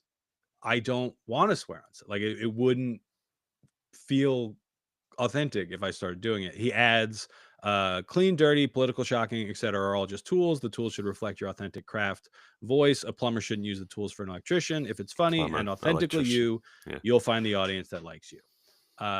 Great points, Brian. I agree. I think the point of I don't like marketing myself as clean is because I don't want to have to be. I'll do it, you know, and even I did, the cruise that I did the end of 2023. They're like, we need 2 sets. You got a clean set and a dirty set. And I was like, okay. I mean, my dirty set is just, I will like casually swear in the middle of dirty jokes. Like I did the Great American Comedy Festival years ago, and I misunderstood one of the shows. So the main shows are in the Johnny Carson Theater at Norfolk High School. Like that's where I opened for the Smothers Brothers. And What a credit. I love that you have that credit.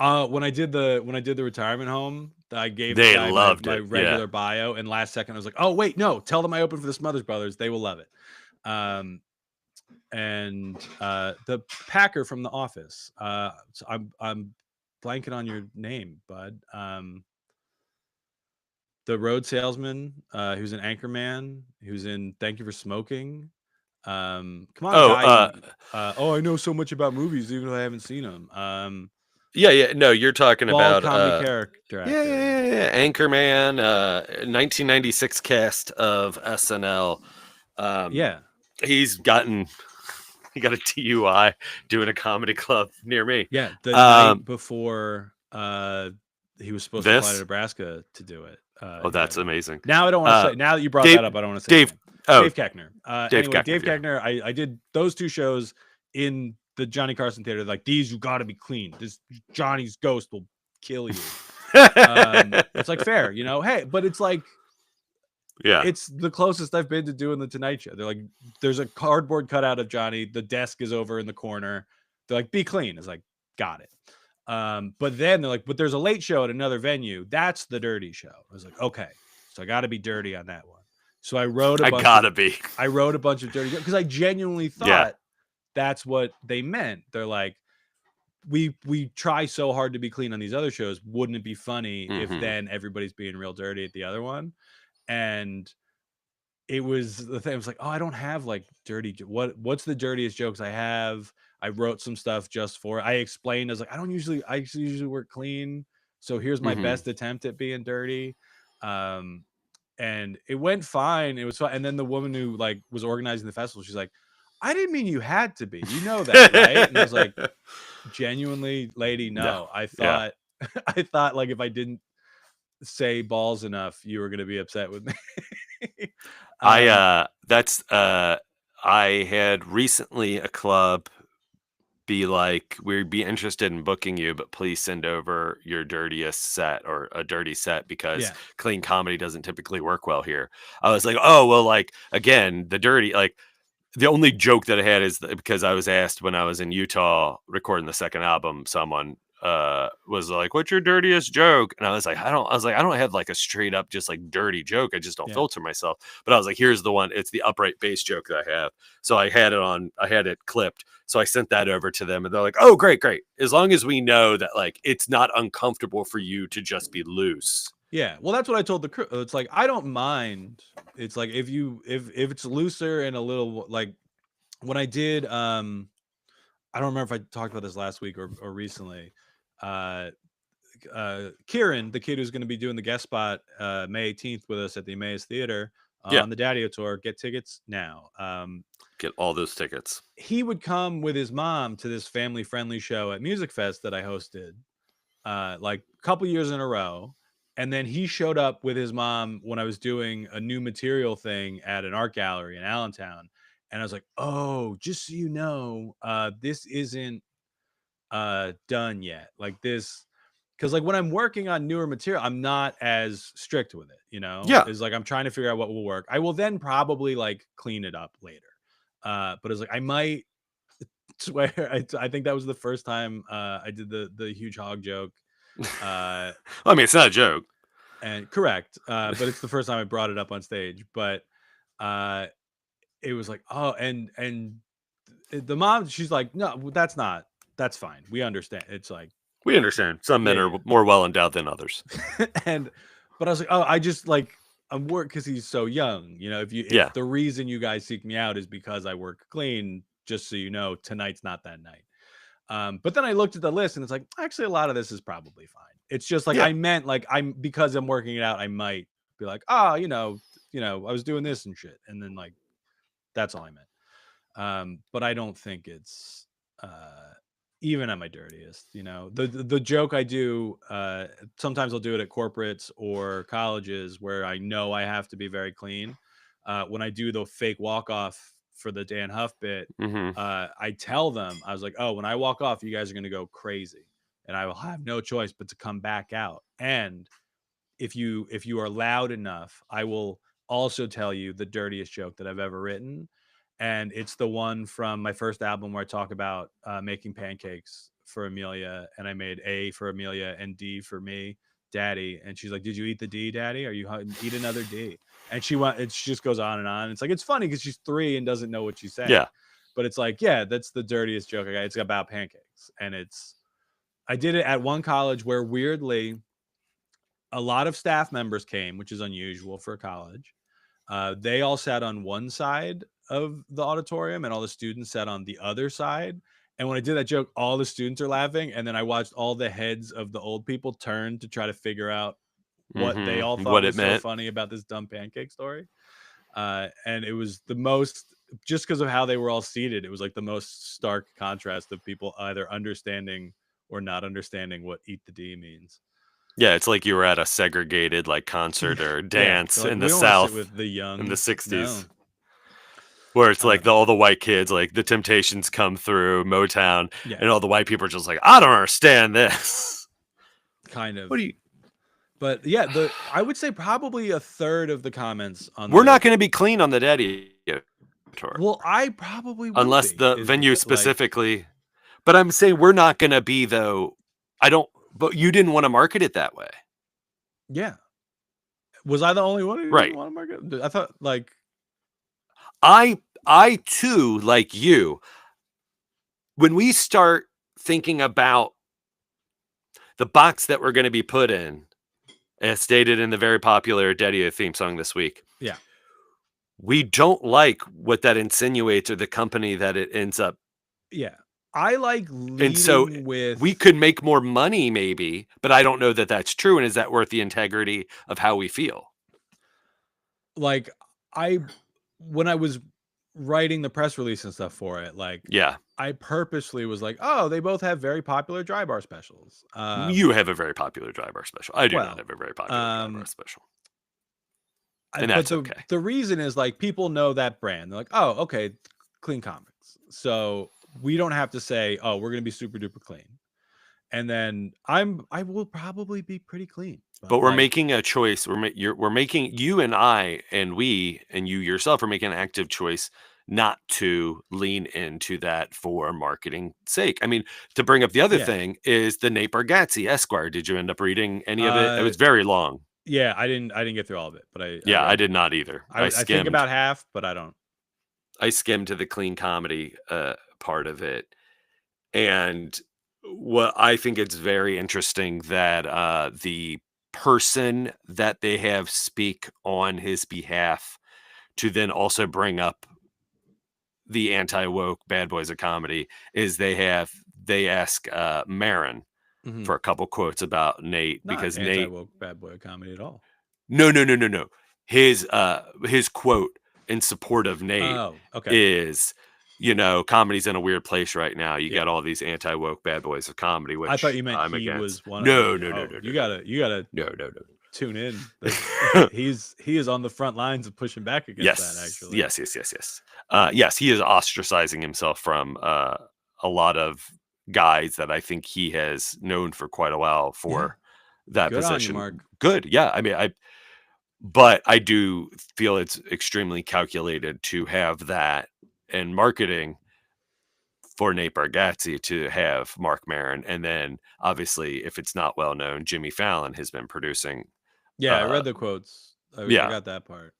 But he's been producing unproduced pot. And it sounds like Nate putting like a 5-year cap on doing stand-up. Yeah. He's making a grand swing of like Seinfeld and hoping if he says this now, like he's calling his shot for when this movie comes out next year, hoping that's the beginning of that bridge. Right. The quote I saw in there's an Esquire article that we're talking about, listeners, about Nate Bargatze. And he says, he's like, I'm doing this tour I'm about to go on and then one more tour and then I'm done. Yeah. And I mean, it's what Steve Martin did. He's like, it's not fun. Like he talks about, he's like, it's not the same. You're not really doing stand-up in an arena, Right. Martin referred to himself. He's like, I'm a party host. Like, this isn't what I want to be doing. because like people are shouting punchlines at you, or like they're just rowdy, and it's like you don't have the same interaction with 10,000 people that you do with 200. And it's like, yeah, I absolutely get that. Paul F. Tompkins, another comedian I love and really respect, when Born Standing Up came out, he's like, that's ridiculous. Why would you ever stop? It's so much fun doing stand-up comedy. Because you've never done it to that. But it's like, because you've not done Yeah. that. And not everybody knows who Paul level, F. and, Tompkins like, is. You are a cult. Paul, I mean, he talked, one of my favorite Paul F. Tompkins bits is he's like opening for, I forget what band. He's opening for a band in Vegas, and they're just so rowdy, and a guy like throws something at him, and then his like big heckler response was, sir, if I didn't know any better, I would think you don't like me, or whatever it was.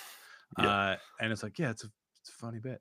I like Paul F. Tompkins a lot, but he's like, I don't understand why you would walk away because you're too popular. And it's like, oh, I do. Yeah, I get it. Get there. Yeah. I don't want to have to, is the like and that's why we're making the choices we are. I mean, I guess that's the answer of why we are not marketing it as the clean, the clean comedy tour. We don't want to sell out and make all that money. No, honestly, it is a thing that people will.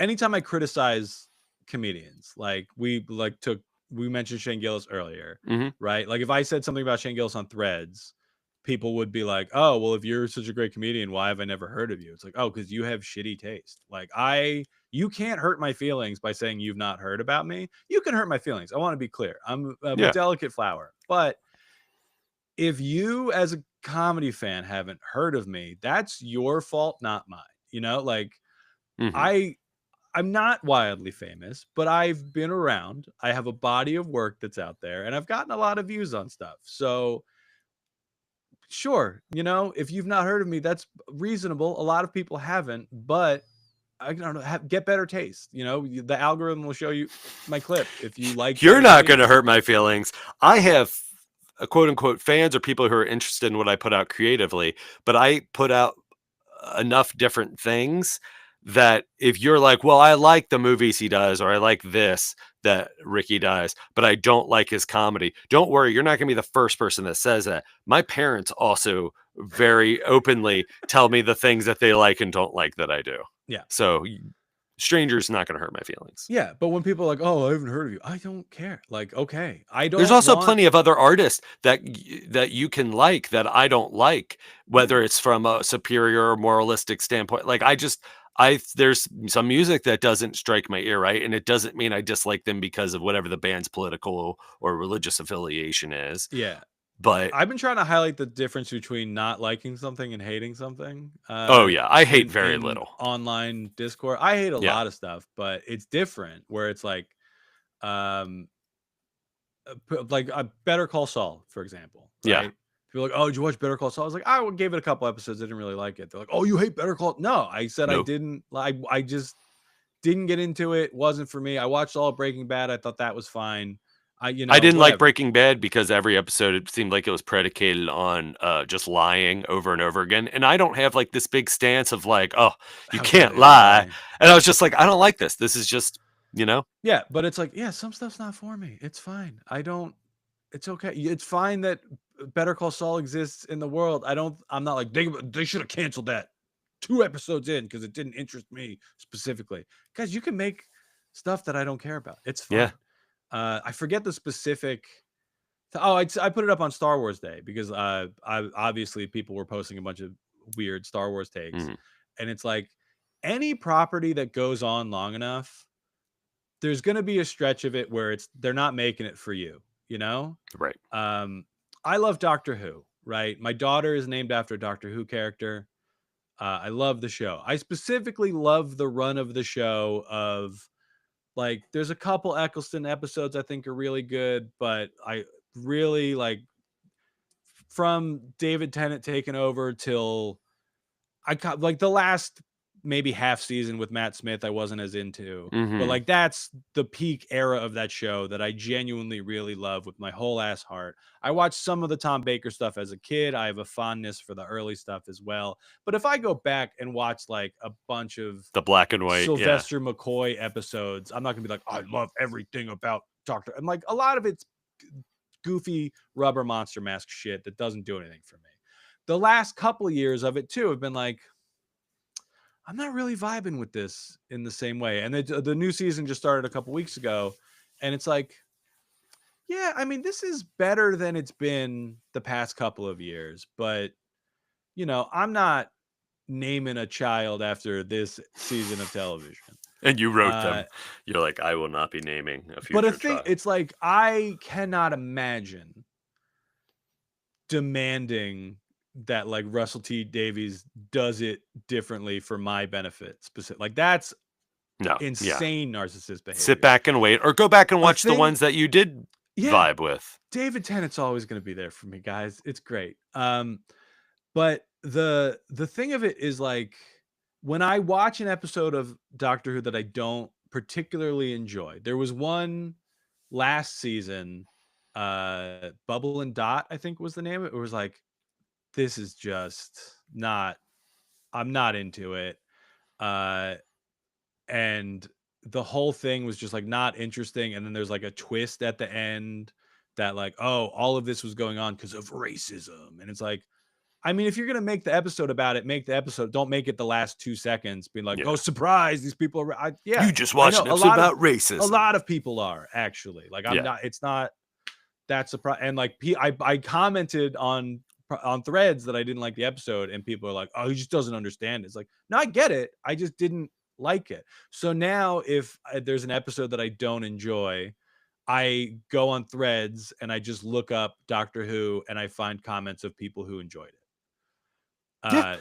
I've liked problematic things, and I was getting ready to say, but I want to be clear, I don't find comments of people who enjoy it and I'm like, you're wrong, idiot. That's wild. The last episode that I watched, I don't know if it's the most recent one, but they brought back Think Tank, which is like a thing from old Doctor Who, to like, who's like evil unit, I guess. But it's like straw man arguments of like weird online trolls is kind of what they're doing. And it's like, all right, I mean, you're writing in these characters so you can make these points and seem smart and cool. All right, I agree with you. These guys suck, but the episode's not really doing anything for me. Instead of, going on Threads and being like, oh, it's nice to see that Doctor Who is finally facing his biggest enemy, straw men. It's just like, I would actually rather read comments from people who really enjoyed the episode, see what they liked about it. Maybe I'm wrong. I read a bunch of them. I still didn't. It's like, you're not going to convince me that it's a great episode, but I would rather engage with people liking a thing than not liking a thing. I don't want to find the subreddit where everyone's like, Doctor Who is woke now and it sucks. It's like, no, he famously an accepting alien who just wants the best for humanity. Again, it's been in there the whole time, like Shane, like again, Joe Rogan, Shane Gillis, Seinfeld. Like, you don't write me off because I have liked things that Seinfeld has done or said. Yeah, I like the show Seinfeld quite a bit. But I'm just saying, just him as an entertainer. If anybody wants to like Shane Gillis, Joe Rogan, any of those bad boys, like them. In my experience, this goes back to the clean comedy thing. I typically, in my experience, don't vibe well with the people who really love those people. If I meet you after a show and you're like, oh, I love comedy, and then you list some of the most reprehensible people that I can think of, it's like, all right, cool. And then I'm going to wrap that conversation up pretty quick because we probably don't actually have anything I want to talk about with you. I'm going to have to hear your platform. Because you think it's comfortable, you're in a comfortable, safe space to say your racist or sexist rhetoric. Right. I'm not gonna take the time to explain to you why I don't like those people. I just be like, oh, neat. I like Josh Gondelman. All right. Well, I'm gonna go get a soda and I will walk. And there's I've liked problematic things. Now, I watched James Bond movies like I did when I was a kid? No. Was my favorite James Bond when I was a kid Roger Moore? Yes. Do I think Sean Connery is a better James Bond? Yes. Is he extremely problematic as that character at that time and actually as a human being, because he is documented being happy to tell people how misogynistic and abusive he was? Yeah. Yes. So I like problematic things. Am I watching a different James Bond movie every night with Sean Connery? No. But Yeah. I do like, I can go back and watch those things and be like, yep, this character, like this dude sucks, but I don't want to be him. I just enjoy this 2 hours that it There's is. there's a line where it's like I'm done. Like I loved watching the show Seinfeld, but at this point I can't. I'm just not interested in And listening to everybody people makes talk. that choice. And but like the A Team, I just rewatched all of the A Team. I love the A Team. Those guys, I don't want to hang out with you, Dirk Benedict. You know, No. hey, you're great as Face Man. I was reading an article. So Amy Allen, right, is in the first season of the A Team. I think they drop her the beginning of season 2. Maybe she might be in a couple episodes. Or no, they bring her in. They bring in the other one, the other woman who was there for like 3 episodes. Hmm. And there's a quote from Dirk Benedict at the time about why, and it's like, because it's a show for men. We're men. The crew is men. The people watching. Why do we need some broad? And I don't think he said broad, but like he might as well have. And it's like, I don't, because she's an interesting character. Like, and not in me being like, Mhm. oh, they, you know, if there's 4 men, we got to get a woman in. It's just like I like that it's a different approach to the problems they're trying to solve, which like 4 dudes who are in Vietnam. How do they approach the problem?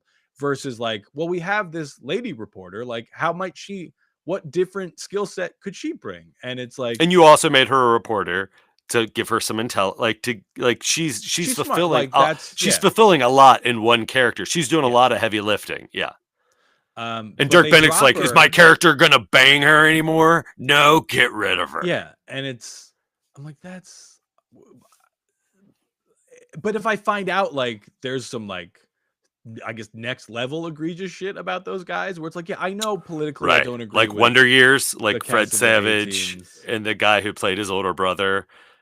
Do you know any of that? No. Oh, apparently they sexually assaulted a couple people while making the Wonder Years. Oh no, don't do that. And it got covered up.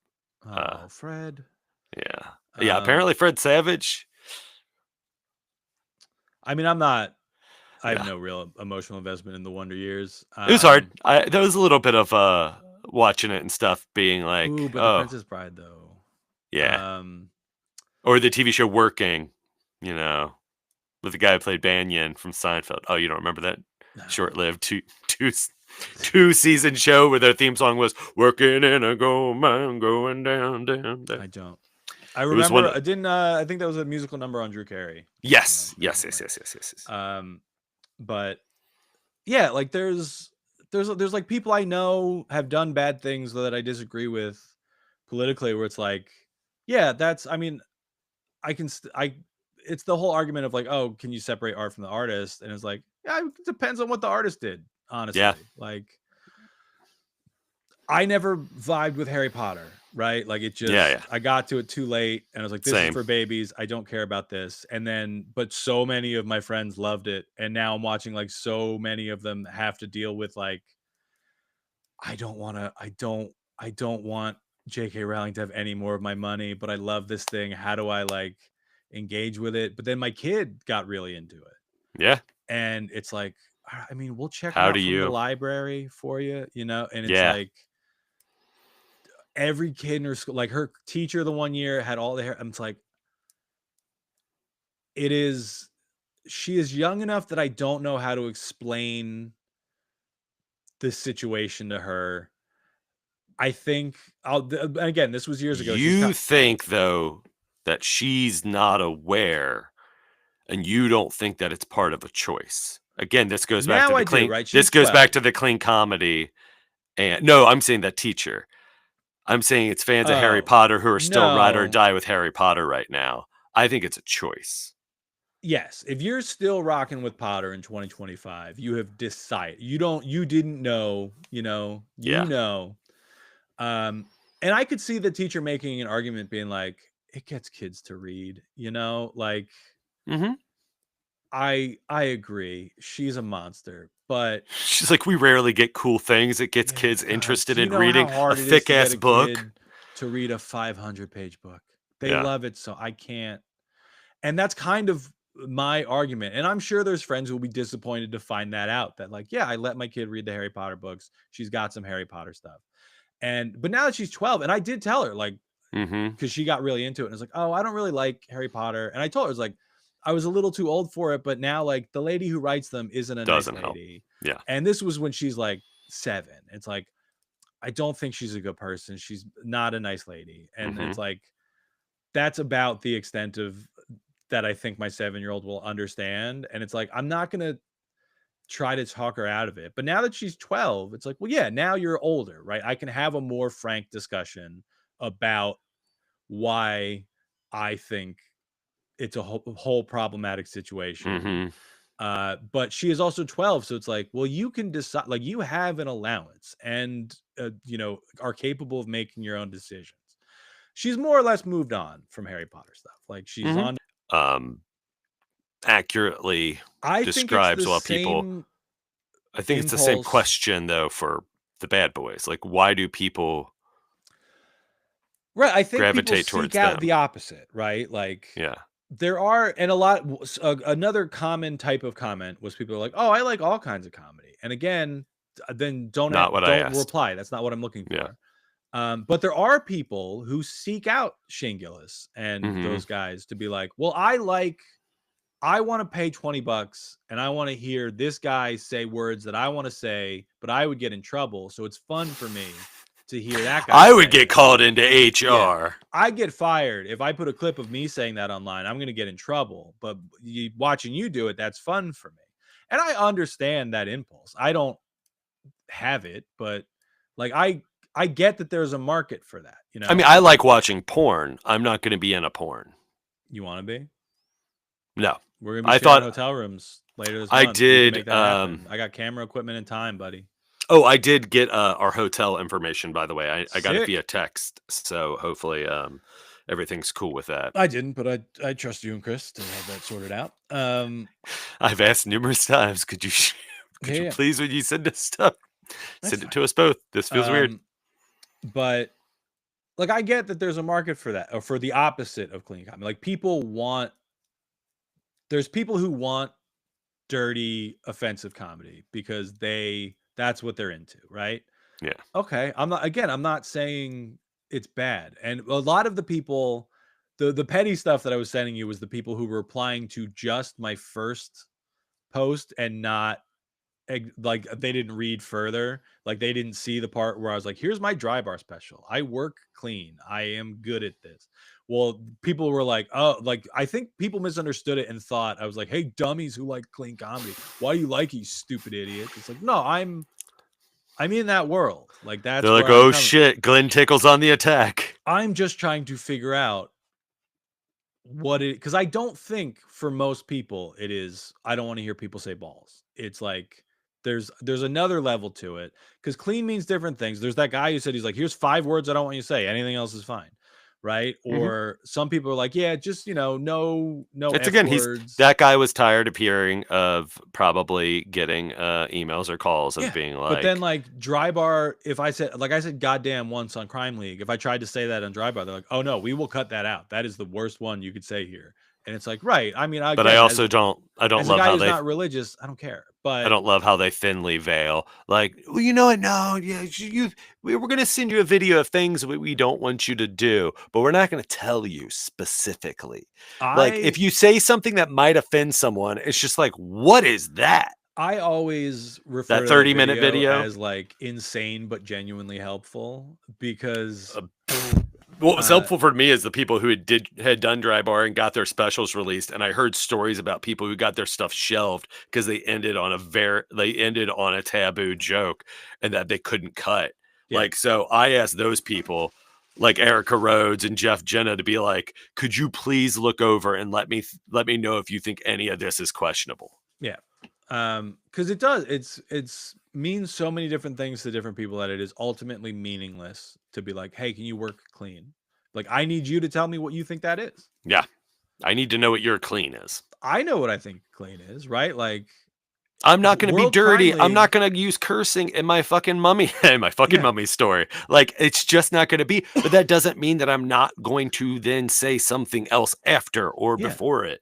To me, World Crime League is clean, right? I do one joke where I talk about performing at a weed store and I say goddamn one time. But as somebody who's not religious, that doesn't. I don't. It's a clean I special. don't consider that swearing. But as predicted, because I've talked about it before, I was like, I knew like leaving the goddamn inn was a choice because it's like, I know people follow me from Dry Bar, and some of them have probably found this podcast and have been quite disappointed with some of the words you and I use. They've checked out episode 1 for sure. And I was like, if I leave goddamn in this special, I'm gonna hear about it. And I don't think I'm not be like, oh, there's gonna be such backlash. It's like I'm gonna get a couple comments and I'm gonna have a little chuckle. And that's all. I think I got 3. I think 2 people commented on the special, and one lady emailed me to be like, I'm disappointed that you said God. And it's like, then go away. Be disappointed. I don't know. Yeah, I'm not. It's the funniest version of the joke, right? The line is so you are doing the Seinfeld thing, but you are making a choice that you're just like. His decision was, I won't do the joke. Mine is, it's a funny I'm joke. going to do the joke. The line is, give me the goddamn respect I think I deserve. It's like, I tried it a lot of different ways. I tried it, give me the respect I think it is. Give me the darn respect. Give me the friggin' respect. Give me the fucking respect I think. It's the funniest impact way to say it to me was, give me the goddamn respect I think. Because you were doing, and for me, you were doing an impression of a guy and a family of that like patriarchal guy who just is at his wit's end, and who says that because he also knows the impact of the word. The Will Ferrell. Yes, I drive a Dodge Stratus. Like I can do 200 push-ups. I'm a man. Yeah, yeah. God damn it. Like, that's you got pushed to the It's the acting. I think I might have talked about it last week of when I talk about how I don't eat meat. It's like I say I don't eat meat because I don't want to say I'm vegan and then somebody else is like, well, then that means I don't care what you think that means. Right? I'm an adult man. I will decide what foods I want to eat. I will decide what words I want to say on stage. But I also want people to know what they're getting into when they buy a ticket to a Glenn Tickle show. And that goes to the question, what kind of comedy do you do? Because you're asking, I think, the same kind of question with what is the alluring thing about clean comedy and what is Glenn Tickle comedy. Correct. Is because you just want to be Glenn Tickle. Yes. And you want people to know that well enough that if they describe it, it's like, well, he's kind of clean, like, if you're on Amazon, if you like this, you might like, Yeah. And a lot of people brought up Bargatze and Gaffigan in the replies where they're like, oh, I think clean comedy can be just as funny as dirty comedy. Like Jim Gaffigan and Nate Bargatze are like, funny. not what I asked. I know. That's not the question at hand. I'm not saying clean comedy is worse or better. It is. A lot of people did, right? Yes. Like, the replies are full of the superiority of like, sometimes superiority of like, and it's the whole thing of people like, well, it's harder to be clean. No, it's not. I do it all the time. It's hard. It was harder to write that dirty set for the Johnny Carson Festival, where it's like, I have to do 10 dirty minutes. I haven't done 10 dirty minutes in the 15 years I've been doing comedy. How am I going to pull this off? But I had a great time doing that set for the same reason of like, a couple people brought up, they're like, well, it forces you to be more creative because you have this restriction. And I was like, I agree with that, right? Like restriction breeds creativity, where it's like, if you know there's a list of words you can't use, it's going to force you to think about how you're writing differently. But I don't think that makes it better. There's, in Gilmore Girls, right? The secret society, when she goes to Yale, they do a thing where like all weekend, none of them can use a word with the letter E. Right? That's hard. That doesn't make it better, like what you're saying without using the letter E isn't necessarily brilliant or insightful. You just are doing this weird restriction because you're like, wouldn't it be fun if we just didn't use the letter E for a whole weekend? And it's like, again, that's the idea to me of like, oh, it makes it better because it's harder. It's not harder. It is just a specific. It is harder when I have like, I rarely do this, but if you pay me enough money to do your corporate gig, I'll write little jokes for you. I'll write about your company. Don't underpay me and then send me an email of here's some things I would like you to do. Correct. But I don't want to. Because again, I think your job is boring. That's why I don't do it. But I'll do it for money. And there's your joke. Yeah. I'm a good, and that's honestly one that I use a lot is like, oh, they say like, oh, you can do jokes about it. It's like, I don't understand what this job is. This is crazy. Like, it's You're like, fun. can you believe this? I'm at work right now. Yeah. It is. I'm like, my job is this. Like, I don't. Yeah. You guys build semiconductors? All right, neat. I don't know. I'm not going to learn how to do that to write jokes about diodes or whatever. I mean, I'm a dork. I could probably write. I did write the diodes. That just there, yeah. yeah. But if it's something that I've done it where it's like, oh no, I know what this job is. This, yeah. It's I'm trying to think of a recent example. I did a charity. It's not a corporate gig, but it was a charity event where they it's a foundation that raises awareness for like mental health issues and like gives people resources if they're in crisis. And it's like, oh boy, do I understand what you guys do. Yeah. But they specifically did the opposite. They're like, do not talk about health. this. And I was Yes. like, oh no. I'm going to, but trust me, it'll be fine. Because they mean like, hey, don't mock it. Don't mock it. Don't demean it. Oh, you dumb babies need to fucking call a number when you're sad. It's like, yeah, no, I got that. It's saved in my phone. Like, I know. It's like, I'm on your side with this. I also love that you guys are trying to support this. So like, I will also support it by like helping you guys laugh at my own mental illnesses. I think it's what you're saying about the authenticity, where if Bargatze, if that is who he is. So like when I was starting off, I used to not talk about anything personal. We were in the green room for a week, and I can't even remember who I was emceeing for. And I brought up, and I was telling a story about someone who I had sex with, and they had a back tattoo, like a lower back tattoo that was a hand of blackjack. And the tattoo confounded. Like, it was just bananas. Like, the more I studied the tattoo, the specific cards. Yes. So, gosh, I would have to find this bit to know because I haven't talked about it in a long time. Was it already? Did they? Were the cards? Was it like an ace and a king? Did they already have 21? No, they weren't at 21 yet because you can't beat the dealer, or I don't know who the dealer was, but it was like one card. That's what I'm trying to figure out, right? And so I think at the end of the day, I was like, I think it was hit me. Yeah. Right. I think that was a button for hit me. That's what I'm trying to suss out. Yes. But so that's what the joke ended up being. Yeah. But I was just telling this, and it's not like I sat in a green room. I know. I feel like the point is you don't do the joke anymore, but bust. It's right there. I never thought about that. That's great. That's good. That may make me tell the joke again. I don't even know if I know the full joke. Yeah, I was just railing this broad, you know. Chick, right? I was like, stop doing that. Oh, you don't like that? Is that? Well, that's that. I did say that this past weekend of just like, it's a choice for me to look this way, and then I connect it with like the suit and stuff, with the mustache and the white sideburns. Yeah, like I'm a character out of Righteous Gemstones.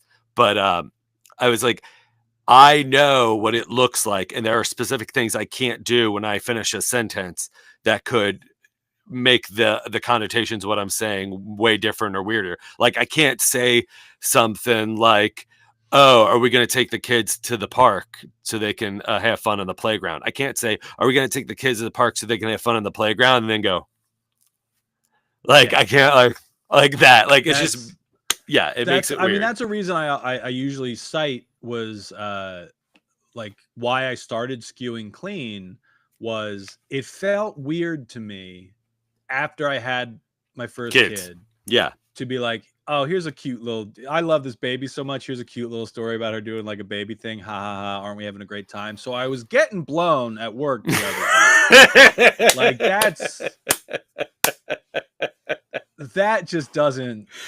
But it's hard, like, so like, we want jokes about like sex or dating or that, whatever. I'm like, so I try to think of different things from like my mind. Dating. Dog, I met my wife when we were 12. Yes. I don't know. I've not been on a date with anybody but her since before 9/11. Dating apps, like Tinder didn't exist when I met my wife, because then I didn't date anybody after her in 2013, 2012. Just to correct the record. Yeah. Slightly after 9/11. Yeah. Like 2 hours. It was like 9/11:30. It was like 11:30. 2 months after 9/11 was when my wife and I got back together. We dated in high school, split up before college, got back together shortly after 9/11. And there wasn't like a big old hoe bus that like came in between that. No, I tried, honestly. Oh yeah. I There was tried. It was we each not. dated like one other person, and that Yeah. was about it. And we're like, oh, actually, other people are not it, you know. And I don't want it to be like Ricky Glore white. And at that age, I was 20. no, we talked about it. I'm not gonna tell the whole story on the podcast. But Oh, we no, talked no. about it in Yeah, yeah. Florida of like I would never bring draw that me up. like one of your Batman, and like, And I want that to was be a my joke. That was And my you're- best attempt. Perfect. This is perfect. That's Yeah. exactly what we're talking about. It's like, I think that's a hilarious joke and a hilarious line, Yeah. but you feel uncomfortable possibly talking about it because it doesn't fit. This Yeah. this is everything I'm saying here. But is that's the blackjack joke. Like, I don't Yeah. sit in a green room and I'm not gross being like talking about my exploits. It was something I didn't do personal material back then. I didn't do any of my Campbell County stuff, which is on the first album, which I had already lived. But That's you. and yeah, that's me. But I told that observation or that occurrence in the green room, not just a bunch of grosso dudes, but then whoever the headliner was just like, that's really funny. You should bring that up on stage. You should just tell that story. Just Yeah. tell it verbatim. And so I did, and it did well, and I did it for a while. But then after a while, I was like, so it is personal, and I like that. But what I didn't like was how inauthentic it was to who I was at that time. It just didn't fit. So Yeah. I was like, it's gonna go. I get I mean, that it's maybe that was funny. Brian Atkinson's point. He's like, Yeah, and that's what I- don't swear on stage because it doesn't. That's doesn't what I feel agree right with. for me to do. And I was like, absolutely, man. I'm not even saying this because it's like I want to say dick on stage. It is just like I don't. You mentioned you're like, oh, the shows where I don't have to work clean are always way more fun. I'm like, I agree. I just like not having the restriction. I Yeah. will still be clean. If anybody is like, oh, is Glenn gonna say like pussy at Daddy-O shows? Probably not. I'm not gonna say that I'm not going to, But again, because I don't know what the don't- context is gonna be. I didn't want to market the shows as clean because again, like I mean, you're pretty clean, but you swear more on stage than I do. you Oh know? yeah, But it's I wouldn't I'm call a you bad boy. dirty comic. I'm a dirty boy. But it's like, well, if we market it as clean and then we have to, or we're gonna have less fun. But honestly, the first run of shows, May 16th, We'll see. Minerva, Ohio, 17th, McKees Rock, Pennsylvania, and then the May 18th, Emmaus, Pennsylvania. We'll see how they go, and then like maybe correct. Maybe we're like, you know what? We're already. It's like when I mentioned I before I stopped eating meat altogether, I was eating so little. It's like, Yeah. what if we just cut it out completely? So like if we do these 3 shows and it's like, I mean, we're so close to just already being clean. Do you want to just like tell people it's clean? I would be fine with it, but it's like while we're building the show, I don't want that to be something we have to. Then that's a weird thing though too, because now we have this podcast that it's named after. That then it's like, oh, go see the clean comedy show Daddy-O, and then people are like, well, let me listen to the pod. Oh, My! like, oh, but the comedy tour was clean and that wasn't. But again, so this is a point I've brought up about the difference between me on stage and me on social media is if I'm on stage, I look at it as you've invited me to like the Mhm. show I did, right? The retirement home. yeah, you They respect. were doing an early Mother's Day brunch. That was the event. And they're like, we'd like to have some entertainment. We'll get this kid in. It'll be great. And it's like, so you guys are inviting me to brunch, right? Let's say there's not a show. Mhm. I just get invited to brunch in Central Jersey at a retirement home for some reason. Whatever. You're I'm probably gonna- not going to say cockbag. Yeah, I'm not going to be like, what's up, motherfuckers? But it's also why I don't like, I'm not political on stage Yes. typically. I'm not going to be like, who'd you vote for, idiots? Because I'm coming to you, right? I'm being invited to your event. If you follow me on social media, you're coming to me, right? You will get whatever I feel like putting on the internet that day. If you don't like it, that's fine. Just go away or I'll block you. That's if you Mhm. if you complain too much, you're just gone anyway. That's the difference of like, I don't work clean out of like moral conviction of I think it's bad to say bad words. It's just like, I don't know, politeness. Like, I don't like being super dirty in front of strangers. If I get to like know you for a while, you know, One of the times I almost died laughing at myself because I thought of a dumb joke in Florida. Yeah. It was like a disgusting See, joke. we thought we were out of Florida stuff, and you brought up Draw Me Like One of Your Batman, which Draw I Me said I would never bring up. Right. I might You tell brought the story you brought it up, yeah. but yeah, I remember this. we were talking about chess and backgammon because I'm a dork. And I was like, I really love chess, but I think backgammon structurally is a better game. And I was like explaining the finer points of why I think from a game design mechanic, backgammon is better because there's a chance. And then the joke I tried to get out, but started laughing so hard I was like red in the face for 20 minutes.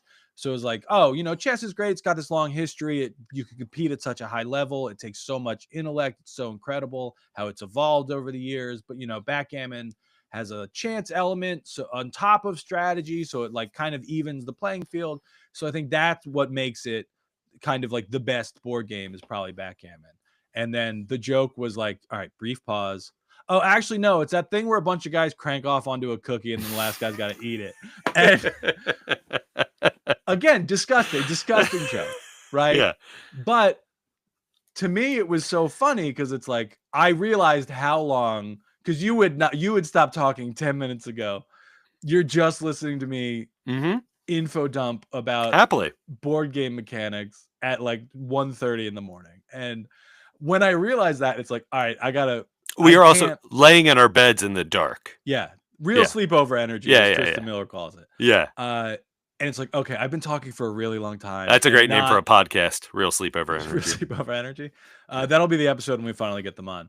I was like, okay, I understand what I've been doing is probably kind of boring. I got to end on a joke. And thought of the joke, and then it's like right before I said, it's like I can't keep it together because I think I'm so goddamn funny and I was tired. It's like it's the turn, it's the juxtaposition. You understand comedy, like I don't think comedy is based on surprise, as is a common theory bandied about. But it can be again like a tool. Like it can involve. You can use surprise to get a reaction. You can use shock. You can use So if you've been boring your friend for 15 minutes about the differences between chess and backgammon, and that's not why you're a completely bad person, is because you did recognize, but then you used it for your own benefit and humor. Yeah. Well, it's a very common autism trait of just info dumping about a thing you like at people, and we're not great at recognizing when we're doing it. So part of like the list thing and trying to be a better person is like I do that a lot. Actually, I got to try to be more conscious about when I've been going on too long about a thing the person I'm talking to clearly doesn't really care about. But also because I'm a comedian, it's like a great way to get out of that is end on a joke, right? So I thought of the joke, and it's like, oh, it'll be so funny because like I understand this has been a long monologue about boring board games. So what if I end on the like what's the opposite? Oh, the dirtiest game I can think of is a cookie. And it's like, yeah, to me, so funny. I'm never gonna do that on stage. Do you remember once you stopped laughing and you told me the joke and you were like, now it's not gonna be worth it, but maybe it'll be worth it because it's so not worth it, so anticlimactic. And you said Ookie Cookie. Do you remember what my response was? No. What the fuck is an Ookie Cookie? And you were like, come on. And then you were offended because you're like, and I'm like, is this something you're trying to Limp Bizkit? And I said Limp Bizkit. And I was like, oh yeah. And then I was like, hey man, this is like the first time we've shared a room together. Maybe you don't like maybe the last toss out. Yeah, the last thing you say before we go to bed is like, because then I'm like, are you saying this is like a prop, like you're testing the waters how cool I am with it? You're like, what a weird game. We would never play that, right? I'm just floating the idea where it's like, oh, guy who's trying to get his wife to have a three-way. He's like, oh, you want to rent Challengers? I hear it's really good. Or I guess because it would be two dudes. It's probably the wife. She's like, oh, what if you want to go see Challengers? No, you're like, what's good? Crumble cookies are good, but you know what's even better? Cumble cookies. But that's an example of like, it's not that I don't think dirty comedy is funny. That's why I'm pushing back on the idea when people are like, oh, it's harder. If I did do that on stage, right? Wordplay is also wordplay. Yeah. I think if I did do that on stage, right? Where if I start talking about chess And then I was like, but actually, like, as much as I love chess, I do think backgammon is a better game. And I wouldn't probably do the full, because when I was doing it at you, I wasn't setting up, I wasn't doing it for a bit. I forget why, other than autism, we were talking about chess in the middle of the night. But it was a continuation of, that's when you had Odyssey'd me, like Iliaded me with the sexy history of what was going on in chess about the butt plug. oh yeah. So if the stage version, I would probably drastically cut that down, you know, but it would still But need, still, it the would effect. still need to be kind of long, because Yeah. for the punch of Ookie Cookie to work, I have to build the tension of like, why is this guy still talking about fucking game mechanics? I don't care that backgammon has dice. What is he talking? Oh, Ookie Cookie. Okay. And it's like, I would need to be probably 2 to 3 minutes realistically. of Yes, like, it would have to be. Yeah. Here's me just You'd telling have to you why test it. I think chess is interesting, but I think just pure game mechanics, backgammon is better and more fun to like play with people. Because like if you and I play chess, I'm going to beat you in chess. Oh yeah. 'Cause you don't know how- Especially since I don't know how to play You chess. don't know I'd have to teach you how to do it. And You have then to I would teach me to beat then your beat ass. me and then And say, then you'd be ha, like, I don't this play isn't this again. actually that Yeah. fun. Like that's why I taught my daughters to play. They're not interested. Like, Yeah, there's a Bluey episode about it. It's yeah. great. Where that's the only one, that is genuinely the only episode of Bluey where I was like, You have a tough time guys, you because fucked up. the resolution. Yeah. No, the thing where like Chili's like, aren't they a little young for chess? And it's like, lady, no, you teach them early. Why'd No, you they're have to not. call her? Why'd you have to call her lady at the beginning of that proclamation? Because I'm sexist. Surprise! 'Cause of a- oh no! That's how Glenn, It's been Glenn misogyny Campbell. the whole time. It's how Glenn Tickle gets canceled. It's been Um, everyone's like, what I is it can't about- understand. What is it about what Glenn kind of Tickle? comedy does Yeah. Glenn Tickle like? The kind where he hates broads. I don't. Ladies, I love you. Oh, I like it when your mascara runs. But I do think that it is a mistake in that episode to say that you shouldn't try to teach chess to a 7-year-old. That's plenty I don't think old enough to learn chess. I don't think she's commenting on age. She's absolutely think commenting on it. I think she's commenting on their mentality, that they are still into the make believe it at all, and she doesn't think they're ready for. They're a bit young in their spirit I to think- to get into chess. I don't remember the exact line. It's been a while since Yeah. I've seen the episode. And think I could be she's wrong, too. I think Okay. she's wrong. She is saying it's about, because she's like, aren't they a little young for chess? Is literally a thing she says in the episode. And it's like, no, they're not. I mean, even bingo. You can teach bingo chess. Who's 4? I think she's 4, right? Bluey's 7, turns 8 in an episode. Bingo's 4. We both saw the message at the Yeah, same well, time, sorry, and we're we both- we just clicked distracted. on- So I'll read the message in a second. Yeah. Or you read it while I talk about Bluey. So Bandit is going about it the wrong way. Like, I'll admit that. Where if she's like, there's a better way to teach them chess, because they're like, oh, this one's a horsey, and like, yeah, let them have fun with it. Like that is fine. But like, my daughters were both very young when I taught them chess, but my older daughter was like, fairly precocious little preschooler. It's like, I Mhm. think you would if I teach you how these pieces move, I think you would understand it.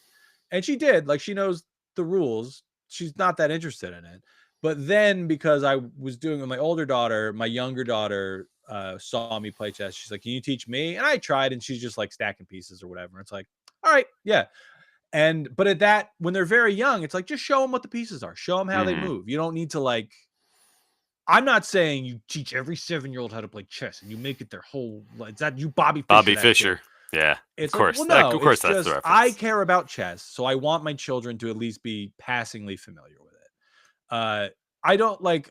I keep suggesting to them, because there's a chess club at their school. You like, could be the Bobby Fischer. You could be the Muhammad Ali of you guys could sign up for. Yeah. Well, that's one of the things that I talked about on Dave Hodges' podcast the other night. Of like, I don't care about sports. Like, my daughter plays volleyball. I go. I'm supportive. I love my kid. When they win, she gets so happy. But I'm not the dad in the stand be like, you gotta spike the ball. Good. Damn it! Hey, great job. Have fun out there. Like, that's me. What are you doing, coach? Get that girl out of here. Yeah. If my kids do sign up for chess and I'm watching a chess match, that is genuinely where I'm not going to scream at a chat, but it's like that's the one where I'm like, I'm engaged in the game that they're involved with. I'll be like, Castle, what are you doing?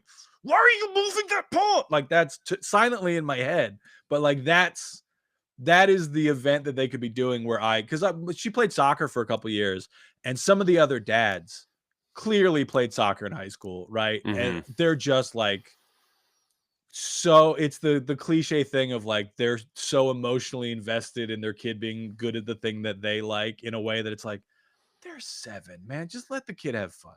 But I'm worried that I would be that if my kids did. There's a good I think there's still a High and Mighty episode of John Gabris where we had Matt Besser from Upright Citizens Brigade on, and they talk about at what age do you start coaching or having kids get more strict with the sports and start being competitive, and so less of a like everybody gets to play kind of thing. The question about this chat over here, I don't think I understand like the ends of the messages over here. They're all coming up as Don Vineyard, but then they have like screen names at the end of each of their messages. It might be, yeah, I don't know. Whatever platform this is, there is like a weird thing at the end of. I'm just gonna pull the message up so people can just see. This was Don's comment, but there's like a weird thing at the end. Yeah. So it's just so it is Don. 2 hours ago, you were talking about how the contract had sexist tones targeted towards hiring only male comedians. To this, I think that was about Ookie Cookie, and then when I was pretending to be a secret misogynist was the point. But yeah, then it says like a tag and whatever. I don't know if she's tagging Big. I don't know. D, but it's not like this. But it's not the same as Big D1 sitting. So it's like, yeah, I don't know what that. It's probably just a weird tech thing. Don Vet, huh? But. Yeah. We're not. I mean, sure, you could say we're sexist or we have sexist things, but I don't think that if that message is to say that we are. So it's something with the way Twitch chat works. Because I did a stream the other day where I was playing Dr. Mario and talking about comedy. But I did that not here on Riverside because the other one, Streamlabs, I think is the one that like you can do it to TikTok. So I was trying to get that set up, but the chats were all being weird. So I don't know if there's something with like the back end of Twitch that makes comments appear this way. I don't know. But we're not being or we're trying not to be hypocritical. Like I hope it was very clear that was supposed to be satirical. But well, I mean, I did tell my joke about the tramp stamp blackjack hand joke, and then you did tell your Limp Bizkit story. So it is, but again, very much like the male gaze. But yeah. But again, like to my point of, I usually work clean. I don't dislike dirty comedy. Like there's, but if you were to add that to your act, it would work. But then there would be the turn of if you've been clean the whole time, and then that comes out of nowhere. It's like it is a little jarring. Stand out so much, you know, in my act where all the big hog stuff started because of this. Of like, I don't like being pigeonholed as a clean comedian. Yeah. So I will now I was opening shows with, I would explain, I was like, I do a lot of clean shows, but like, I don't want to feel like I have to, because I want to be able to say like, darn it on stage and not get in trouble. You got it, you motherfuckers. And like, again, a joke about being clean. Yes, I'm saying the word motherfucker, but I don't think most people, even fans of me from clean, are like, ooh, scandalous. It's like, oh, right. He's making a joke about this thing. Yeah. But then the next joke is the thing about like, oh, like I don't mind that people like my clean comedy. I have this reputation of being like a good dad and a clean comic. I think that's great, but it does detract from what I really want to be remembered for, which is my huge hog. And again, like it's another one where it's like the surprise, the turn of it is talking about clean comedy ending on a big dick joke. Like, because I think you're making a conscious but again, decision to Brian to also Atkinson's point of authenticity, I got a big. But if the authenticity of the set you were doing, it might not be the same as the one you did before, or what came before, or what based on the permutations of the limitations of what you're able to talk about based on a booking. Like, I feel to make that choice to do that up top in your show, you are showing the door to people that be like, if this offends you, please get out now. It might not get any worse than this, but that's why I do it up front. Yeah. It's like, I'm going to start the set with a joke that ends in me saying motherfucker. Because if that's the line for you, Mhm. hey, it's been fun while it lasted. The door's over there. Yeah. But again, then the rest of the set is not filthy. Right. It's just, I just want to make it clear up front that I don't like this label, and I'm not going to play along with it. I'm a 42-year-old man from New Jersey. I might say a bad word at the comedy show. Mhm. At the adult comedy show.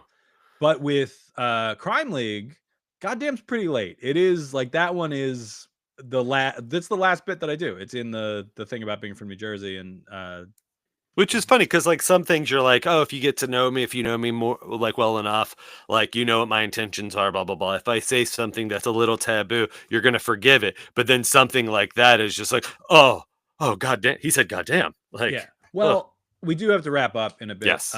But there's a thing of like the bad boys of comedy. The other bad boys, because obviously you and I We are. original bad boys of comedy. The bad boys will make the point of like, oh, you know, like, sure, I'm saying some stuff, but like, it's just jokes, man. You know, like, I'm not saying it from like a place of, you know, it's all love, baby. That doesn't make it okay. Yeah. I love Randy Newman. You and I have talked about Randy Newman. You've talked about Randy Newman. Correct. I've info dumped at you about Yeah. Randy Newman. I love Randy Newman. I have a friend from college who hates Randy Newman. You want to know why?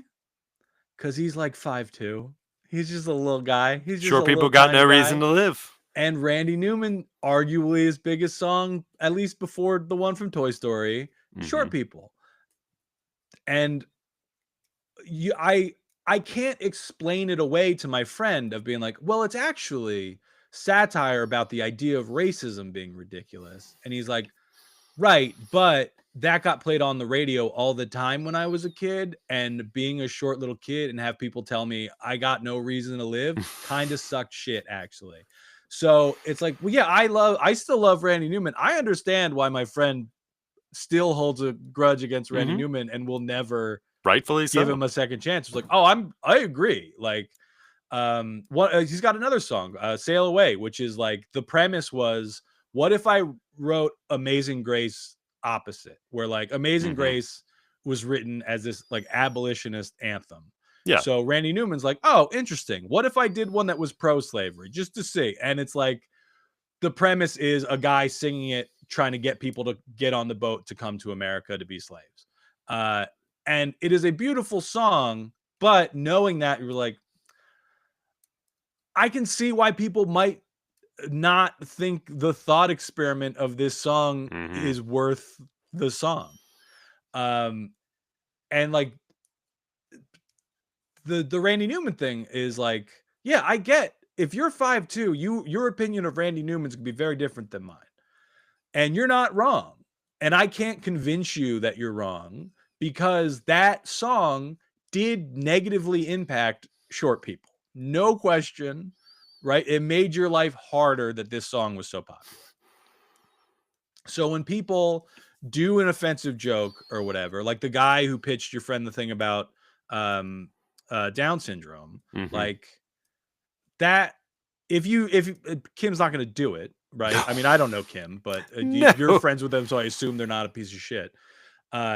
If they did it and they're like, oh, well, I heard people with Down syndrome love jokes about themselves, like, but Mhm. then if someone with Down syndrome hears it and is like, oh, hey, fuck you. Yeah. Yeah, they're not wrong. Even if you be like, oh, you know, it's just a joke, I didn't mean anything by it. Right, but you still said the thing. You still said suck. it Yeah. into a microphone, and that has impact on the world. So that is why, like, anything I say, I will, my instinct is to defend it, right? If someone's like, hey, I actually didn't like that you did that joke. So the thing where I say goddamn, right? The joke is, I'm kind of mad that my local paper said that Jason Voorhees is more famous than me as a guy from Warren County, New Jersey. And then the joke kind of ends with me implying I'm going to go murder a bunch of teens in the woods. I think it's very clear that I'm not going to do that.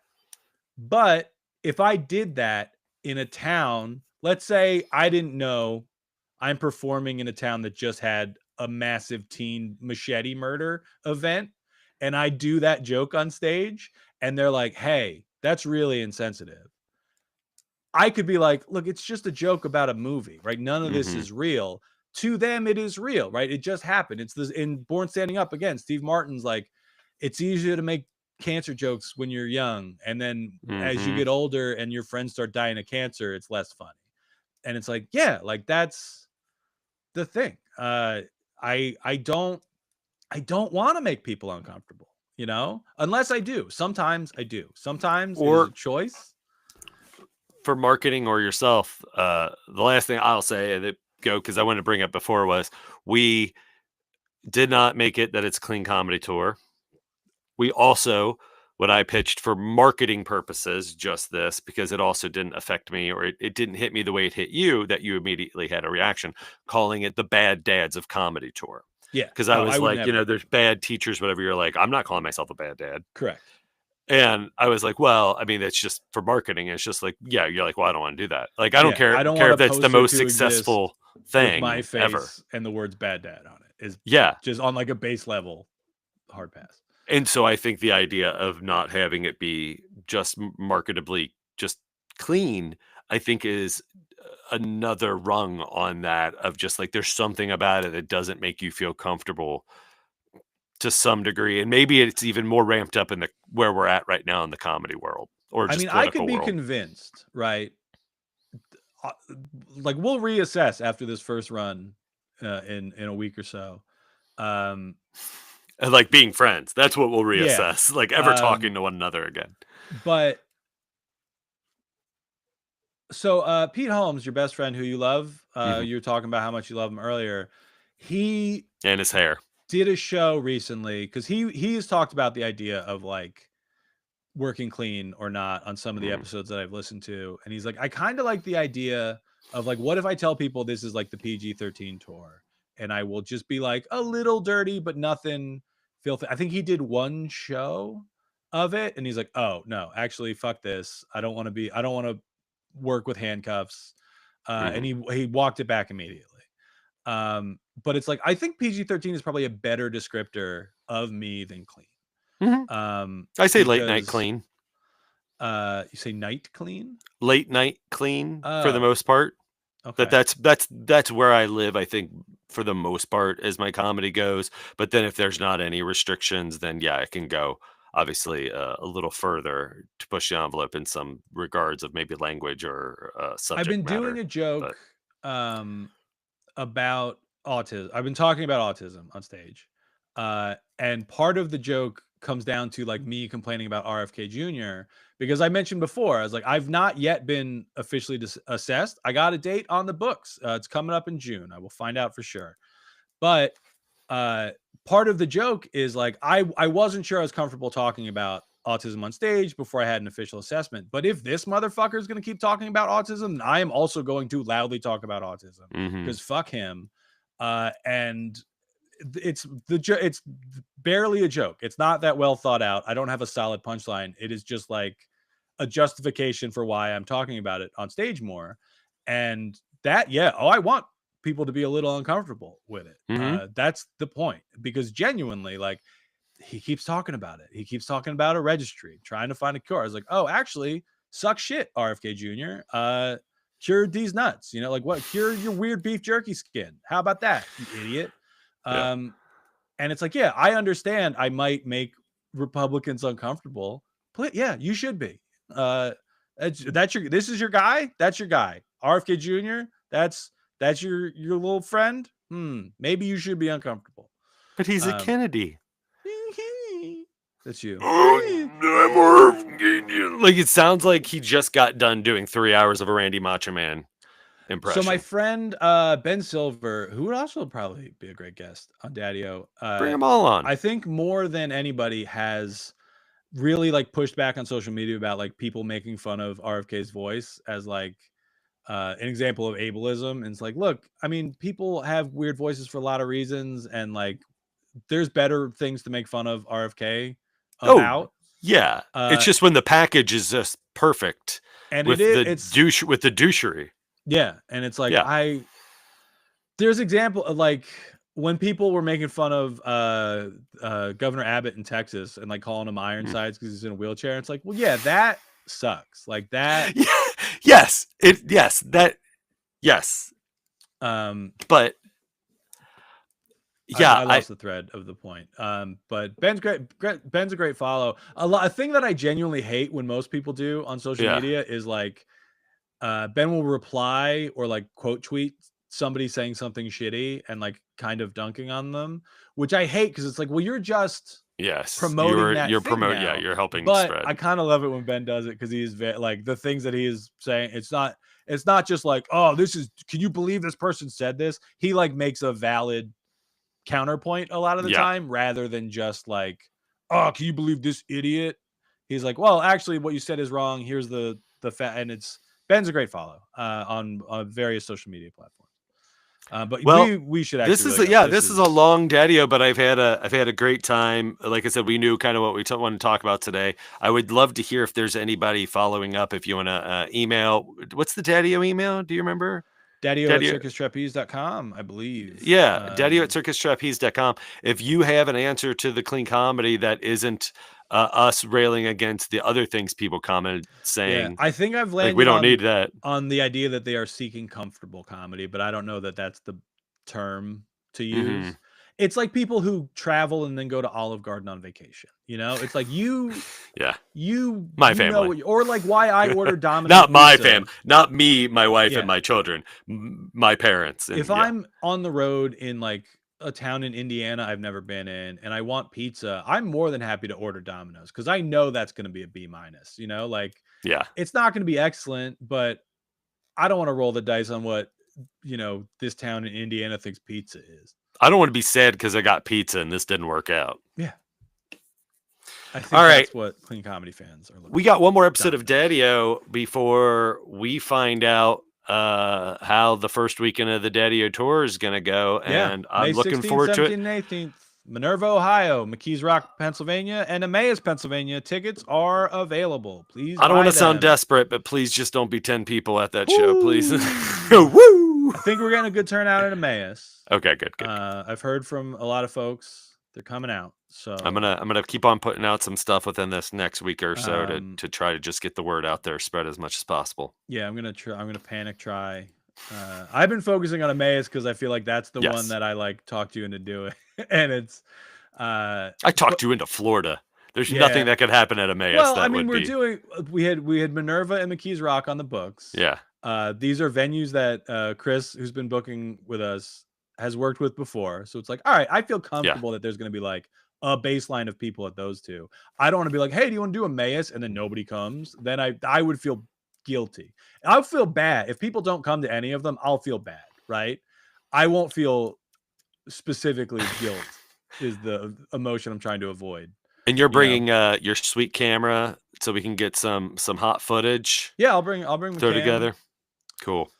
Film the shows. It'll be nice. Get a couple better looking pictures than the ones that we got to reach out. I forget his name. We have an opener in Minerva from a radio guy from out there. Yeah. So I feel like we gotta reach out to them and be like, hey. I will bring up Chris's phone number now, so I text that. Hey, radio guy. I will say Minerva opener. Yes. Awesome. Well, thank you all for listening to Daddy-O, and we hope you see it out some of the shows if you're able to make it. Check out www.circustrapeze.com/Daddy-O. Daddy-O tour. Daddy-O tour. Sorry. So sorry. Oh gosh. Yeah, you can get, I think tickets are on I think the Instagram link right now is that. So if you need to find it, it'll be in the show notes. Come see the Daddy-O tour. Or else? Can I end on a vague threat? It's the Daddy-O show.